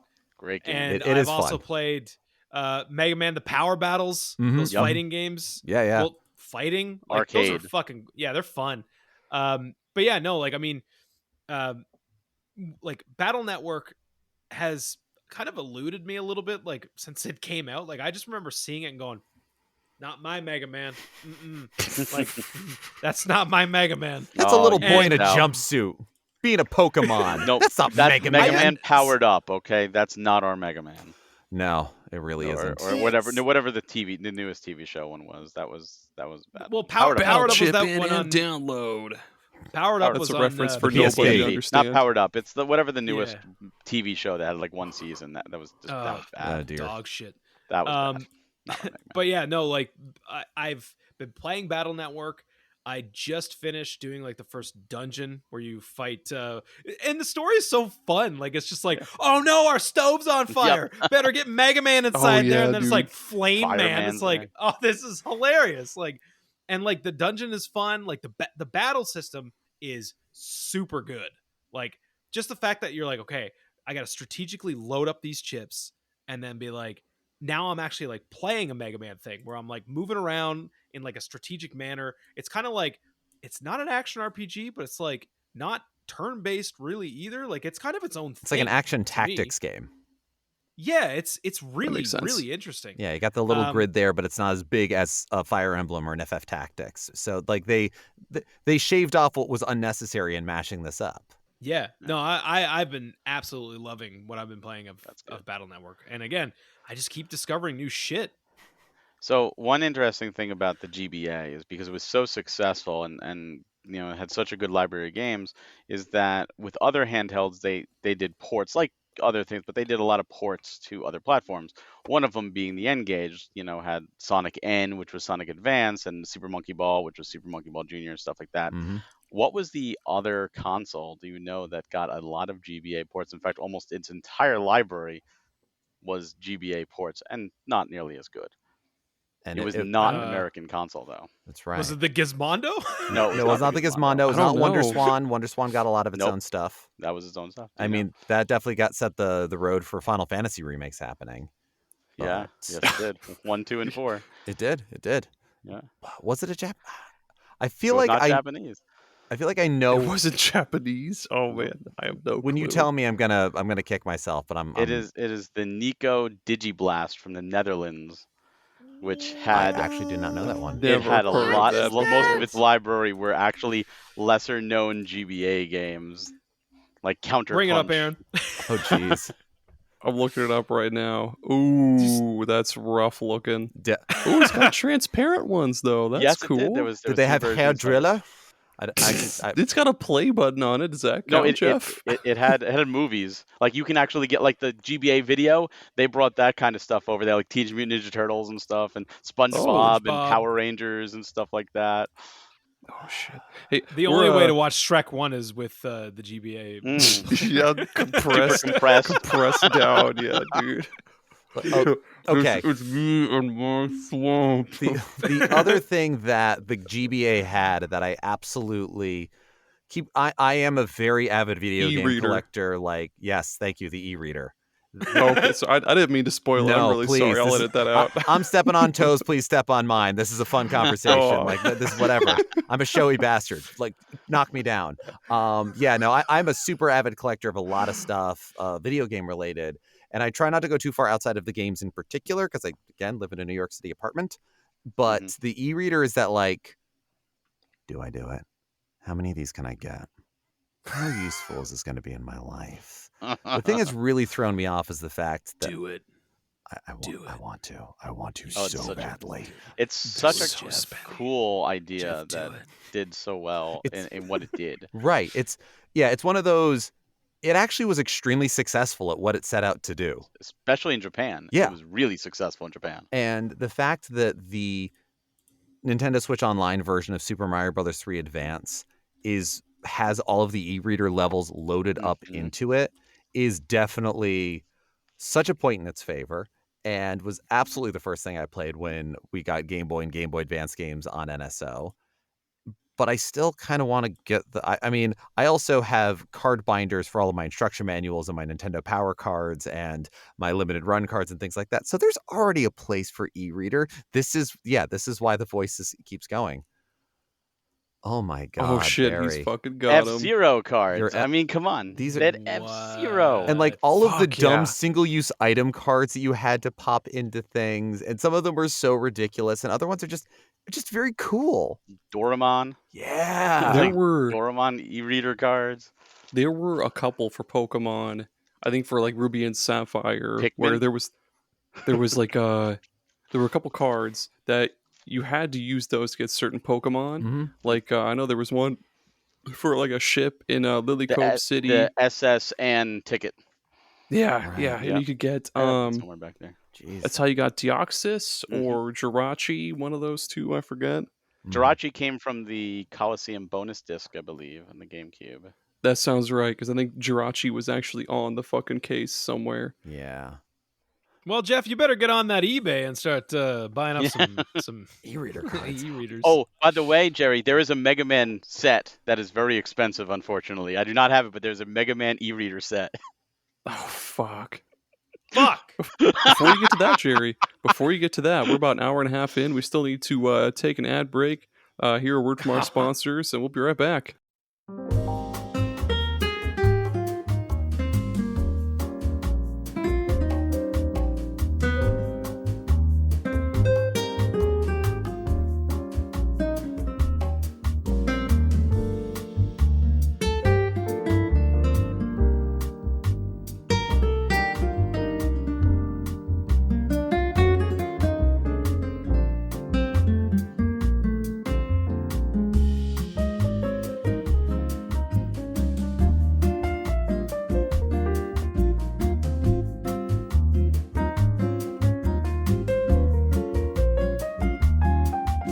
This episode of Super Pod Saga was brought to you today by the real MVPs, the real sponsors of the show, the patrons, the official superstars. All of you are are just awesome, fabulous, handsome, adorable, cute. I don't know what other words to throw in here, but you're all awesome. Every single one of you.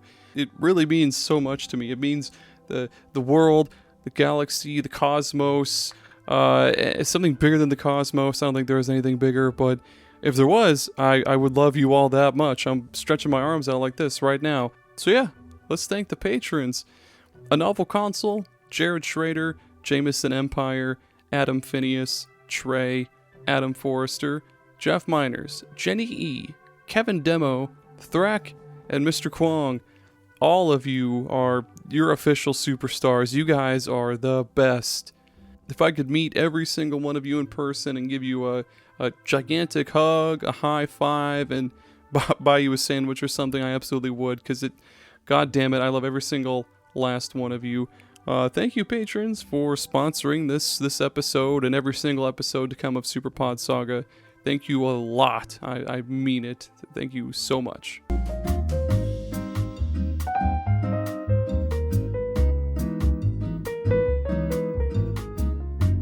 If you're a fan of coffee and you're looking for something different, I think we've got just the thing for you. That's Bones Coffee. Bones Coffee is not your usual coffee company. Of course, it's all sugar-free, gluten-free, all that stuff, because it's just coffee, nothing added to it. But they roast each batch of coffee beans to your order, and they've got just a bazillion different flavors to choose from. They've got your usual French vanilla, salted caramel, they've got Irish cream, of course they've got decaf, single origin coffees like Kenya, Guatemala, stuff like that, even what they call high voltage, which is extra strength, extra caffeine, but they have all sorts of other awesome kind of out of the box flavors. They've got ones like cotton candy, maple bacon, and even mint chocolate chip ice cream.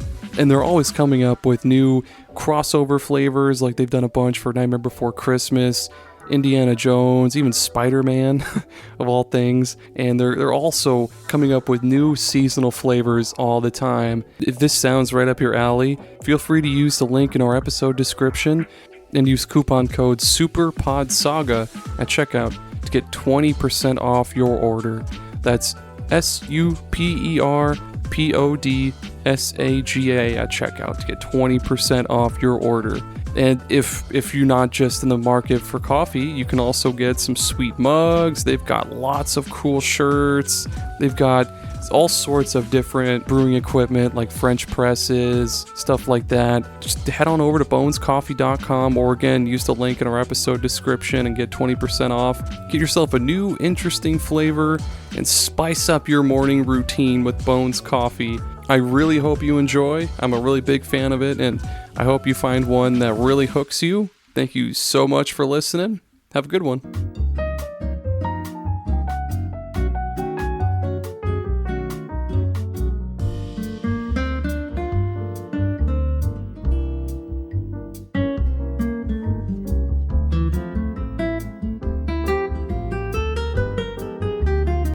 Today's sponsor is so you know elevator music. You love elevator music, right? But what if I were to tell you there's much better elevator music available for you? I didn't come up with a name for it, but what if there was more aggressive elevator music? What if you were just in the elevator or like in a waiting room lobby and you wanted to hear something not like smooth jazz, not something like easy listening? What if you wanted to just hear like lions ripping apart an antelope? Elevator like, music. Yeah, elevator music. There we go. Like explosions, or just some like septic flesh, or some Archspire, just casually playing in the background. Yeah, they have like death metal in the background. Yeah, for all of your aggressive sound, ambient sound needs. Angry elevator music, Elevator Music Inc. has you covered. If you want like that scene from Ace Ventura where he's like scratching a fork on a plate, making that god awful screeching sound, or if you want maybe like the sound of cats, like diseased alley cats fighting, wow, they're hissing and pissing all over the place. If you want the experience of the Wonka steamboat ride, every time you go to the doctor's office and need to take the elevator to the 14th floor, we're already there. complete with that the flashing lights you see on the Wonka ride. Oh, and it, but you get one of those mirrored walls and an LED and like the LED strips. You're good to go. Maybe And some if you black have lights. epilepsy, we're not even gonna warn you. No, we're not going to do epilepsy. We can do worse things without triggering epilepsy. Please, we're professionals. Oh my God! Then if you thought Kenny G was smooth listening, wait until you hear the sounds. Wait until you hear the sounds of dragging like a table like across a linoleum floor. Just I can't replicate it well enough, but boy, you haven't relaxed hard enough until you've heard. Best I got. Beautiful. That was perfect. Perfectly recreated. Thank you. Barry, what's your favorite Elevator Inc. Tune? I particularly like the sound of, dogs getting neutered. It's just such a weird scream that they pull off, and no They should be anesthesia. asleep. Just They no, should be not asleep. asleep. Just hack them. Just a hack. You hear the blade coming down. You hear that wind, and you hear the slice, and it's clean, and then you hear the scream of the animal, Oh, shit, and it man. is just chef's kiss. I really enjoy the DLC pack that you can apply to the elevator music of the Stop. semi-silent orgasms by men who should already have lost their virginity but have not. Holy shit. I personally, I like sometimes to go a little minimalist. I like having it be, that the shepherd's tone, that audio illusion where the sound keeps just getting higher and higher but never actually gets higher and higher, Ooh. interspersed with random microphone feedback. It just, it sometimes That's good. comes in just a little bit. Sometimes it really impacts. Like that's the random part. Like that you're never going to reach the top of the tone, but then the feedback, it just keeps coming. That's right. Order your pack of Elevator Inc. Aggressive elevator tunes now, and we'll even throw in an extra tape. The ambient sounds of people falling. Where it'll be people falling from different heights, from different things on different types of floors. All you'll hear is just. Hey, you know what the best part about this is you get a 30-day money-back guarantee if your ears aren't bleeding by the first 10 seconds of listening. Yeah. If we haven't triggered your epilepsy, or if we haven't triggered your horrible, I can't think of what the PETA's getting involved. We got cauliflower. If you don't get cauliflower ear, If your complaint does not involve the word bile, we don't want to hear it. call now. Thanks for sponsoring this episode. Order now. 4 easy payments of $19.95. Shipping and handling. I don't remember the rest of the stuff there. It's been so many years since I've watched those sort of things. Oh, Like I'm trying to the I'm trying to years put of together, Go like, the Jaffa. fast hits. 99.99. 3 equal Elevator payments. music. 1-800 1-800 Elevate.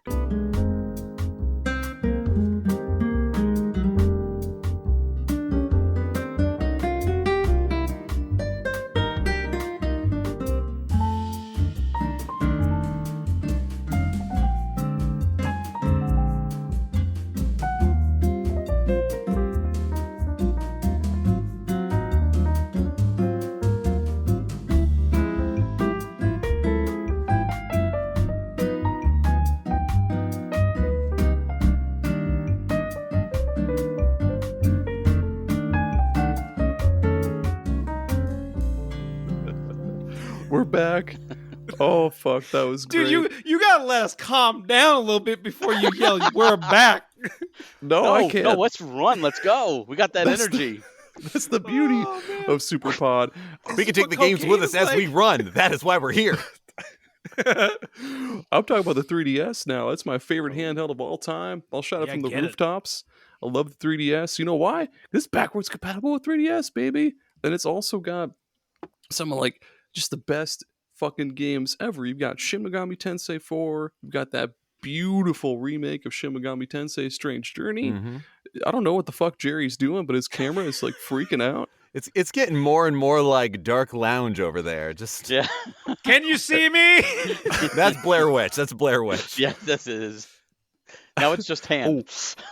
Kirby Planet Robobots. That is so good. Such a good game. So underrated. Yeah, dude. There's so many great games, and all the cool the cool themes that you could apply to the background of the 3DS. Like Yeah. my favorite one is the Dreamcast one. I own like maybe 25 themes for the 3DS, but I very rarely change it from the Dreamcast one because I love that little Fantasy Star tune in the background. Robobot is so good. Oh my Dude, god, top 3 Kirby game. Like, I think so. and people just sleep on it because it came out so late in the 3DS's life. But it's so good. Those little mech powers, dude. You can't be. And the boss battle is so fucking cool. It's like it's like Kirby X Gurren Lagann. I don't know if anybody's watched Gurren Lagann, but it's like that. But Drill that will if pierce the Kirby heavens. was in it, I forget, man. I haven't watched it in a long time, but they're fighting like the Spiral, I think is what they were called. Okay. And I forget, man. Yeah, the 3DS just fucking rules, man. Everything about it. Street Pass. Mm-hmm. Oh man, bringing what's called Miiverse. Yeah. Do you guys Space ever Raiders. you ever get Miyamoto on Street Pass? Yeah, he was like a special. I think I have. Yeah. Maybe. Yeah, I got him once, and I was like, it was funny because I was at an airport, and I was like, what the? Where's Miyamoto? Yeah, you're like, just climbing on top of tables and shit. You're like, hey, Miyamoto. Shigeru. The really great thing about that sort of like location based thing. I mean, yeah, I would bring my 3DS to a convention and just almost get like trading card style, like who did I meet? Yep. But the same thing that they would do for like Pokemon X and Y, where there's the Vivillon, the butterfly Pokemon, that based on what region you were in when you first caught it, it had different patterns based on where in the world it was. It was like 22 different color patterns. And so I went to Europe a few years ago, and while I was there, I started a new file just so I could capture a new Vivillon. Like that level of like, let's That's game, cool. let's go, let's try. Absolutely. They also Fuck did a yeah. lot of events with the 3DS where they would Yeah. have like Nintendo weekends, and like you would go to like a clothing store like Abercrombie and Finch. Like I used to go with my wife, and we would just sit there, and it was like a Nintendo zone, and we would just like open up and get a whole bunch of Street Pass people, and then we would close and wait like 5 more minutes. Oh, we got another 10, and just collect the puzzle pieces. And McDonald's, they would do things like that too, and it was just fun. It was like, you know, it became Super fun. it became just like a thing on its own. Like you mentioned with the conventions, like going to conventions and just street passing with people and like waiting for panels and just like, oh, you know, a whole bunch of stuff, close, open, close, you know, getting all the different puzzles and like Smash Brothers and stuff like New York Comic Con Oh, was yeah, phenomenal. yeah. Like everyone just waiting for panels, and we're just all playing Smash together and Mario Kart, and what And a there's- time. And there's a lot of cool games that were ported to the 3DS that you just wouldn't expect. Like they were actually, I think, like what, like 3 or 4 PS2 games that were ported to. Like Tales of the Abyss, Snake Eater. Dragon Quest 8, Snake Eater. oh yeah, There's one other one that I forget, but and Xenoblade Chronicles. know They that there's somehow a- smashed that into the fucking system. Right. That was There's cool. a On the new really one. interesting successor or actual sequel to Lost Planet that's actually like an action RPG. I'd have to hell is look up that? the I'd have to look up the name. It has an English translation that you can get. Yeah. Okay. Yeah, EX but it is- Troopers. Yes, that's it. Okay. That looks really cool. Yeah. Fun Oh! fact. And Yokai Watch. Yeah, shout out to Yokai Watch. Yokai Watch because I love that shit. Is that good? Like I Yes. recently got back Yep. on my bullshit with Final Fantasy 14 online. Yep. And Yokai Watch event just Yokai started. Watch is like a thing that's That's coming weird, back, and dude. like people are freaking out because they're like, it hasn't happened since 2020, and like people are like, the Yokai Watch event, and I'm like, do I care enough to go get these You things? get a lot of minions, you get a lot of weapons. It's a fun event. Do you play, Barry? Yes, since Alpha 1.0 Alpha. We all just Thank became you best for your friends. service. I have every job 90. Every job 90 I've been playing. Holy forever. shit. We need to become friends and play some video games. Well, it depends. What server are you on? Fairy? Wow, I don't think that's a different data center. I'm on Midgardsimer on Aether. Damn. Oh, I'm on Aether. I'm on Oh, Aether. Fairy? No, so we're Yeah. same data center. Hey, There we go. There we go. Well, Barry, what's your favorite handheld? I know this might be cheating, but I have to go with it. The Switch, hands down. God I mean, damn it's it. It's a real good. hybrid, but I have to go with the Switch. I mean, I Legitimate. put out physical games for the Switch. I've been there since day one. I am one of those few crazy people that are still hanging on, because when the Wii U happened, of course, it was a not very successful, and a lot of people, we got the full set of Wii U, and it was not that hard. Same. And then when the Switch I came love the out, we're like, games. same thing. Let's go for the full set. And I'm one of those crazy few that are still doing it. And so many people dropped off, and I'm still, as of this day, current on the full library for US as well as English language for Oh European my and Asian and fucking Japanese. For Switch? God. For Switch, yes. You- Are you out of your mind? Yes, I am, and I'm too far down that rabbit hole to quit at this point. Holy shit, I mean, I'm dude. literally just have Switch games all over. You Like, they're are a just, danger to heavy He's- machinery, not the other way around. This is You hear him wild. walk out of his. He You're walking out sneezes of and his room Switch and games his- just. they legit. It's been a system that I absolutely love. I think it's the best system ever, I also just love based the on the Switch. library. I mean, is it the most It's great. powerful? No. Does it have the best versions of every game? No. But the sheer amount of games that the system has is astronomical, from Oh yeah. current games, from brand new games to retro games to classic games. The library is just through the roof. I know it's going to be my son's first video game console, and I'm so happy because I have the NES app and the Super Nintendo app and all that he can play through Hell the yeah. classics Nice. so easily.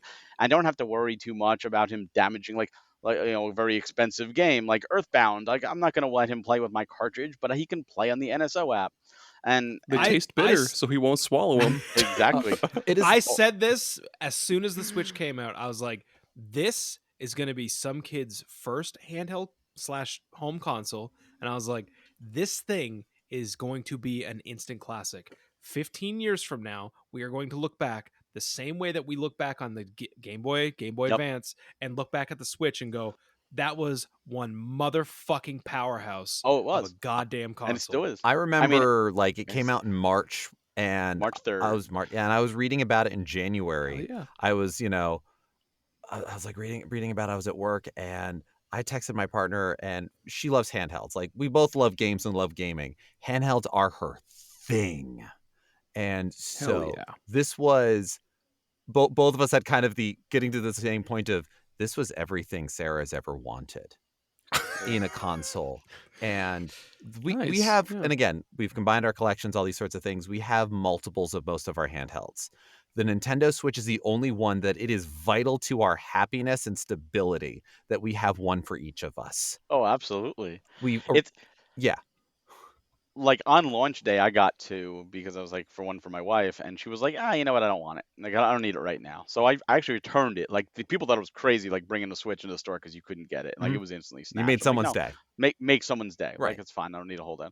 And until Pokemon Let's Go Eevee came out, and she loves Eevee, and like, I'm getting that system. That's the one. So she got that one, and she plays it all the time now, and it's wonderful because we can play games together, and we can play separately and do our own thing, and I usually play docked because I just prefer it that way, but I like having Yeah. the ability to play handheld. Agreed. She plays handheld, and it's just like so many games that we've even talked about in this episode: Etrian Odyssey, Final Fantasy, Dragon Quest.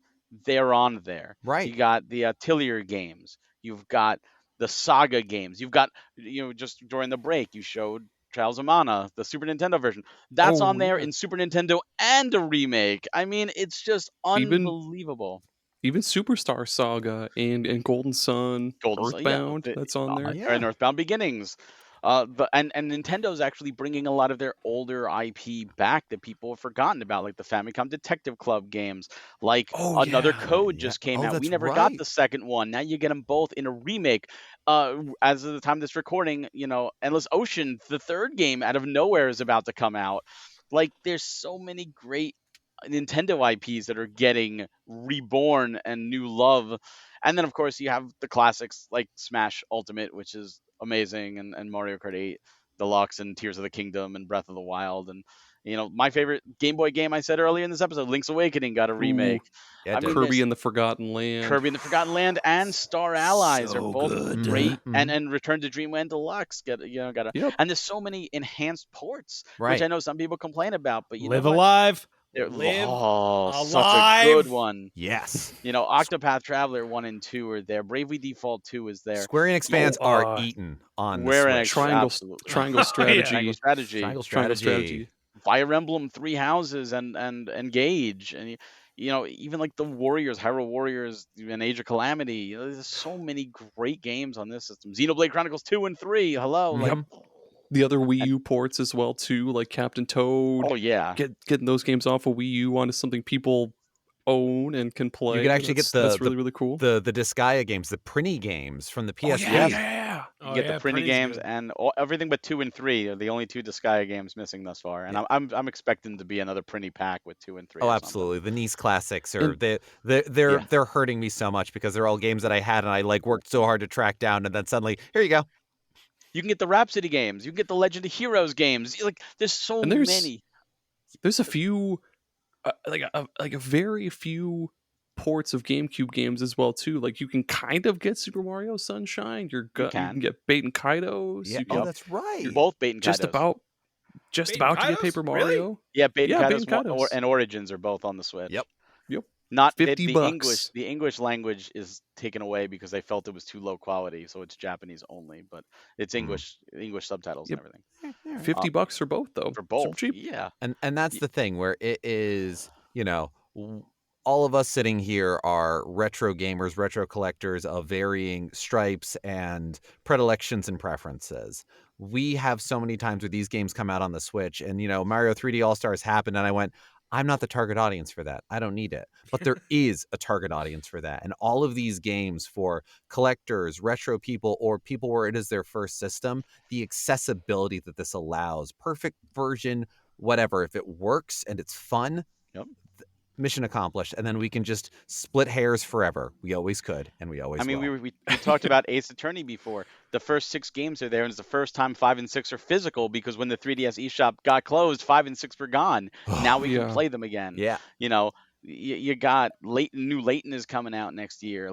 There's so many games. Rain Code. I love Rain Code. Oh, my Yoko, cool. With the Coco head, the little pop-up parade just came today for me. I love Rain Code. And Danganronpa. Everything but Ultra Despair Girls is there. But that's still pretty dang good for what they fit on there. And again, to that idea of accessibility, I love being able to lend out pieces of my collection to my friends, because I game because I love games and I want to share that with people. And I enjoy kind of curating experiences for people. I would love to figure out what the equivalent of gaming sommelier is, so I could just pretentiously call myself that. Sommelier. It says elements of action RPG with a little bit of a slower pace. I think you're really going to enjoy it. It really opens up on the back end. It's about some nice earthy undertones of Earthbound, some just hinting and teasing little bit of at Souls-like and vanilla. If you let it air out, you'll find the shoot 'em up sections to be. Oh my very God! delightful. Can we start yet another podcast where we just make food and drink booze and then give No, I cannot start another podcast. Anyways, go. I'm an excellent cook. And there's all of the ACA Neo Geo ports too. That's really fucking cool. All the Neo arcade Geo Pocket games. Color. And so many people have Switches of that all those all games. of these games you can lend them out to friends. Like when Limited Run Games was releasing a bunch of the Shantae games, I could have gotten it on the Game Boy Color, and I could have gotten that, and that would have been great. I would have loved that, whatever else. But we got them on the Switch because my partner and I love the Shantae games, and this was a way for us to lend them out to friends and share them. And so there again, the fact that Barry, the Nintendo Switch can be your son's first system, like that kind of thing is that's exactly what this is for. Absolutely, so good. And you know what? Even a lot of these games, they're such classics that if you haven't played them in a while, like you said, 3D All Stars isn't for you. I hadn't played those games since they came out. So I'm talking 96, 2002. I just went back and played them on my consoles. Like, it was a great excuse to revisit them. So hey, it's been so long, I want to revisit them, and now I get to revisit them. Because I don't usually like to replay games unless it's been a while. Like Paper Mario 1,000 Year Doors, coming out this year. So excited. I haven't played it since the GameCube, so I'm like, cool, I'll play it again. Yeah, I got the new Super Mario RPG. I've got Legend of the Seven Stars, but I still got it on the Switch because... God damn, it was good. It was so good. So good. We try not... That's my favorite. Oh, yeah. No, in this house, we try not to rebuy a game too many times if we can help it. that one's different though. No, I'll buy that That's game different. as many It's a times as you remake. sell it to me. And It's a complete remake. it's a I mean, complete that's- remake, and I was, oh my god. I think we all just became best friends. I'm pretty sure. I think I think so. so. We did. Speaking of best friends, Brings it together, right? yeah, Geoff, what's your favorite? I'm gonna go with PlayStation Vita. The Vita is I've never Oh. touched one. Oh man. What? the Vita is I've never touched a Vita. the Vita is one of those things where it is a tragedy. Oh, yes. Because it is It has so much potential. It has so man. much potential in so many ways. It is one of the most well-designed handhelds I have ever laid fingers upon. That OLED too. Mm. The first version, the OLED. The first one was gorgeous. Oh The my second one was God. damned good too. Like, the OLED screen though, I found just oh, so choice. much It better. was incredible. The the touchpads on the back and the touchscreen in the front, the wireless accessibility that it had, the hand comfort that it was, the horizontal statements on it, the fact that they went with SD cards instead of UMDs. And if only they actually just worked with universal memory sticks, I don't think that would have solved everything, but I Oh, think it would yeah. have made things a lot easier for a lot of people. It was Ooh. hindered by just a handful of bad timing, poor advertising, and a few other poor design choices, because otherwise this There's thing good games is on that console. untouchable. The level of, like, we've talked battery life on games. The 3DS has incredible battery life unless it's in sleep mode, in which case that thing drains so fast, or at least that's my experience. The PS Vita, I will put that in sleep mode, not turn it off, forget that it exists for 2 weeks, pick it up again, and I am still in the same dungeon in Persona 4 Golden. Yep. I like the different color variants for the Vita too. Of course, black and white, but it's also got this cool like ocean blue, and then this like fiery like lava red. Oh yeah, it's great That's really stuff. cool. And it was, and honestly, the Vita through the PlayStation TV was my gateway back into modern PlayStation ecosystem. Dude, that is so. My That's whole quest to make the ultimate, I guess, modern retro setup has been, I got a Mister that covers Gen 1 to 6. Yep. Then I got a PS2. Then I got a Dreamcast. Then I got a Wii U that covers Wii, GameCube, Wii U. The one thing missing from my library is PS Vita /PSP. And I quickly realized you can get one of those PlayStation TVs, not fucking cheap, by the way, because they are not easy to find. Which is hilarious, because when they were being produced, they kept dropping in price. When I got mine, it was $30. Yeah. Dude, God that damn. thing Give 'em away. is just a home console version of the PS Vita /PSP. And you can easily jailbreak them and get just like a fucking They're incredible. micro SD, Mhm. pop that in, and away you go. You got PSP and PS Vita hardware on your TV. Fucking crazy thing is the DualShock 4 Mhm. works with the touchpad Yes. as the touch screen. Yes, it does. And you are able to What also, the fuck? that was the thing. It worked with blowing both. Aaron's mind. It worked with both the PS3 and the PS4 DualShocks. And the touchpad on the PS4 DualShock worked as the touch screen, which we had a lot of fun with when we played through Persona 4 Golden. The PS Vita was how I got into the Persona series. If anybody who Really? listens to Fun and Games knows that I am utter Persona trash. Like, I love the series. Trash. Persona 5 is the best soundtrack I've ever heard in my life. It's Oh, incredible. Persona 5 soundtrack is incredible. I have all 3 dancing games. I've played so many. This is why I'm playing through Persona Q2 right now. I am playing every spin-off I can get my hands on. I'm loving it. And so the Vita was how I got the digital copy of Persona 3 Portable. And that was how I first played any Persona game. Because it was recommended to me, start with 3, you can't go back. It's a great story, but you can't go back. This was well before Reload happened. This was years ago. But I did that, played through Persona 4 Golden. I loved it. And then my partner wanted to try it out. She and I played through Persona 5 together. We played through Royal. Had a great time. She's like, you know what?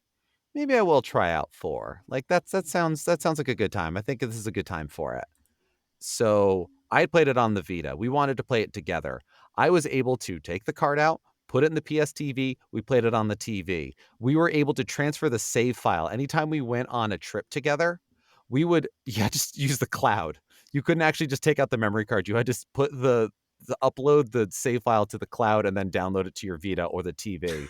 But we would, from where we were, we would put it on the Vita. We'd go on a trip. We'd ride the train. We'd be on an airplane, and we'd be playing Persona 4 together. We would do the whole trip that way. We'd get home. We'd put it back onto the PS TV, and we were back to playing it. And That's so fucking cool. it was so cool. And it was so much more than a Persona machine. I mean, it had a lot of great visual novels. It had so many Vanillaware games. Like the version yeah. of Dragon's Muramasa, Crown the was on Demon there, Blade right? that they have on there, and Dragon's Crown is on there, and it's cross-save with Ease the and it was on PS4 there for the version first as time. well. Odin Sphere, there's so many of those, as well as a bunch of just like, I mean, yeah, you can. I do feel bad that you can't actually put the UMDs in there because I have a good amount of them, and I'd love to be able to just figure out how to load those onto my Vita. But still, just even getting the digital versions, getting to play Dissidia, getting to play Patapon, getting to play any of those older titles while also getting to the Metal Gear Solid HD collection. Patapon. Patapon. Child of Light was Yeah. such The only physical version came on the Vita. Yeah. And there's a bunch of, I mean, that's how I first played Bastion. I have a physical copy of that as, That's cool. yeah, no, it Great was, game. and there was a whole bunch of fun ones. And you, on the same way that you could use the touchpad on the PS4 DualShock for the Vita, you were able to program how you could control PSP games on the Vita with using the dual stick. So I had the Me and My Katamari. I love the Katamari Damacy games. Me and My Katamari on the PSP, you used the only analog nub and the face buttons, but you're able to program the face buttons to the right analog stick. So I was able to play a PSP single analog game, dual analog stick. And it was moments like that. And there's a lot of jury rigging that I would have to do here and there, but it was so much fun. I love that system so much. It goes with me on most trips. It's like I have such a place in my heart for the PS Vita.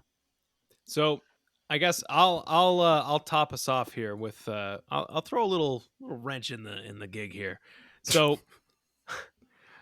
I think if I were to pick like most versatile handheld console, I recently owned for a good while until I sold it just because I didn't need it anymore.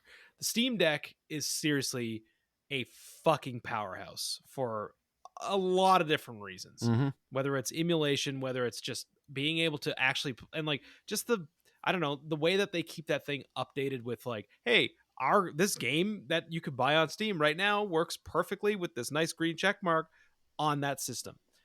I think Steam and Valve are doing a fantastic job with this console, and good on them for it being kind of like the first go at something like that.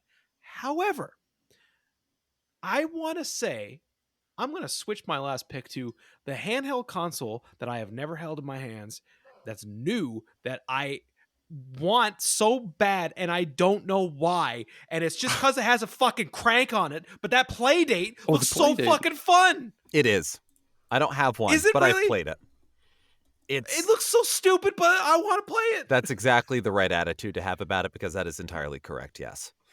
But like I heard there's games on that thing that people are like, oh, this is like a really good game, and nobody even knows about them or like talks about them really, because it's such a obscure thing, and I love fucking obscure shit. Same. And that is one of those things that I'm like, I don't know why I want this thing, but I want this thing. It's another one where they kind of do a lot of interesting spotty things that you go, that's not supposed to work, but it does.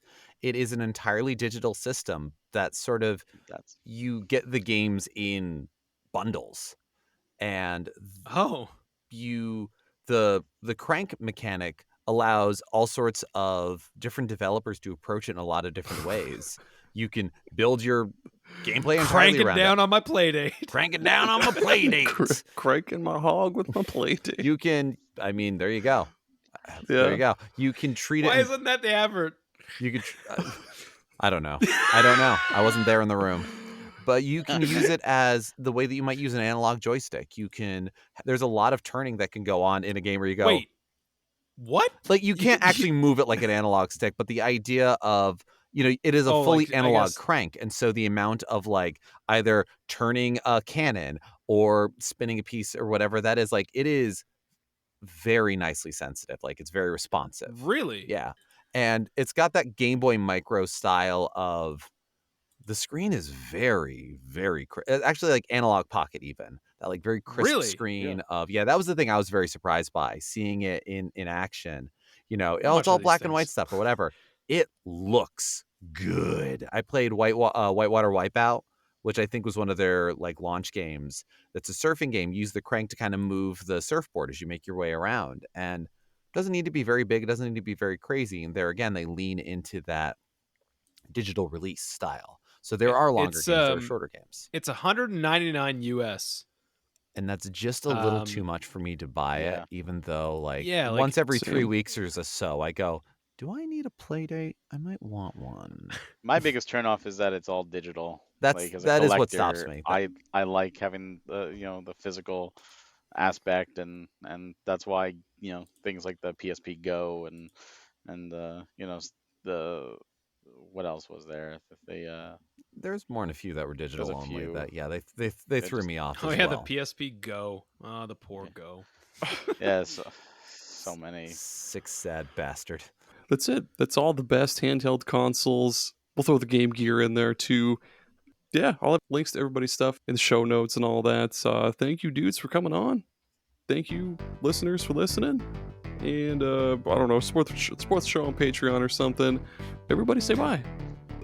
Bye. Bye.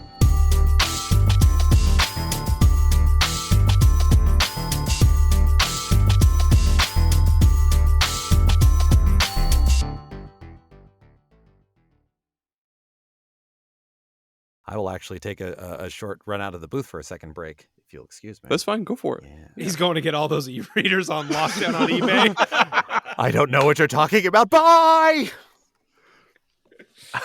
Must get them all. Must get them all. There he Geoff goes. Geoff comes back and he's just like I lost the house. I lost Yeah. all equity in my home. All in e-readers. You see a wedding ring just come flying through the thing, and it's like, it's over. Too many e-readers. It's either The me or cards the are e-readers. everywhere. I just heard that in my head like fucking Nicolas Cage. Geoff, stop scanning shit. Geoff, stop. He's trying to cram a fucking the label from a ketchup bottle in there. Geoff, stop it. There's e-readers everywhere. You don't understand, Sharon. There could be valuable content in these. He's trying to scan it. And then you license. You fast forward like 10 years, and she's like, so it's been 10 years, and like you've been sober from the e-readers. Like, I'm really proud of you. And then she goes to bed, she puts her arm underneath the pillow, and it's just like e-reader cards all underneath the pillow, and he's like, I had to slip up. He's underneath the cover, and you see like the blanket moving like up and down, and he's in there like swiping cards and shit. She goes in the bathroom, takes the lid off the fucking top of the toilet, and in a Ziploc bag floating in the fucking toilet is just a Ziploc bag full of e-readers. Holy shit. Oh, rip Geoff. I think you're like, the e-reader didn't do, like, there was no app for that. But your thinking is more like the barcode battler. Do scanners. Oh my god, I miss scanners. Did Yeah. you guys ever have one of those? Barcode scanner? Yeah, it was called Scanners. I had a K, like SKANNERZ. That's a And you could- 90s ass thing if I've never heard one. It was like the Digimon nice. Digivices. You like went around and you scanned barcodes and you got different monsters and you could like connect two together to battle and shit. That's Yeah, fucking you would go wild. into the supermarket and just start scanning cans of soup and stuff. Yeah.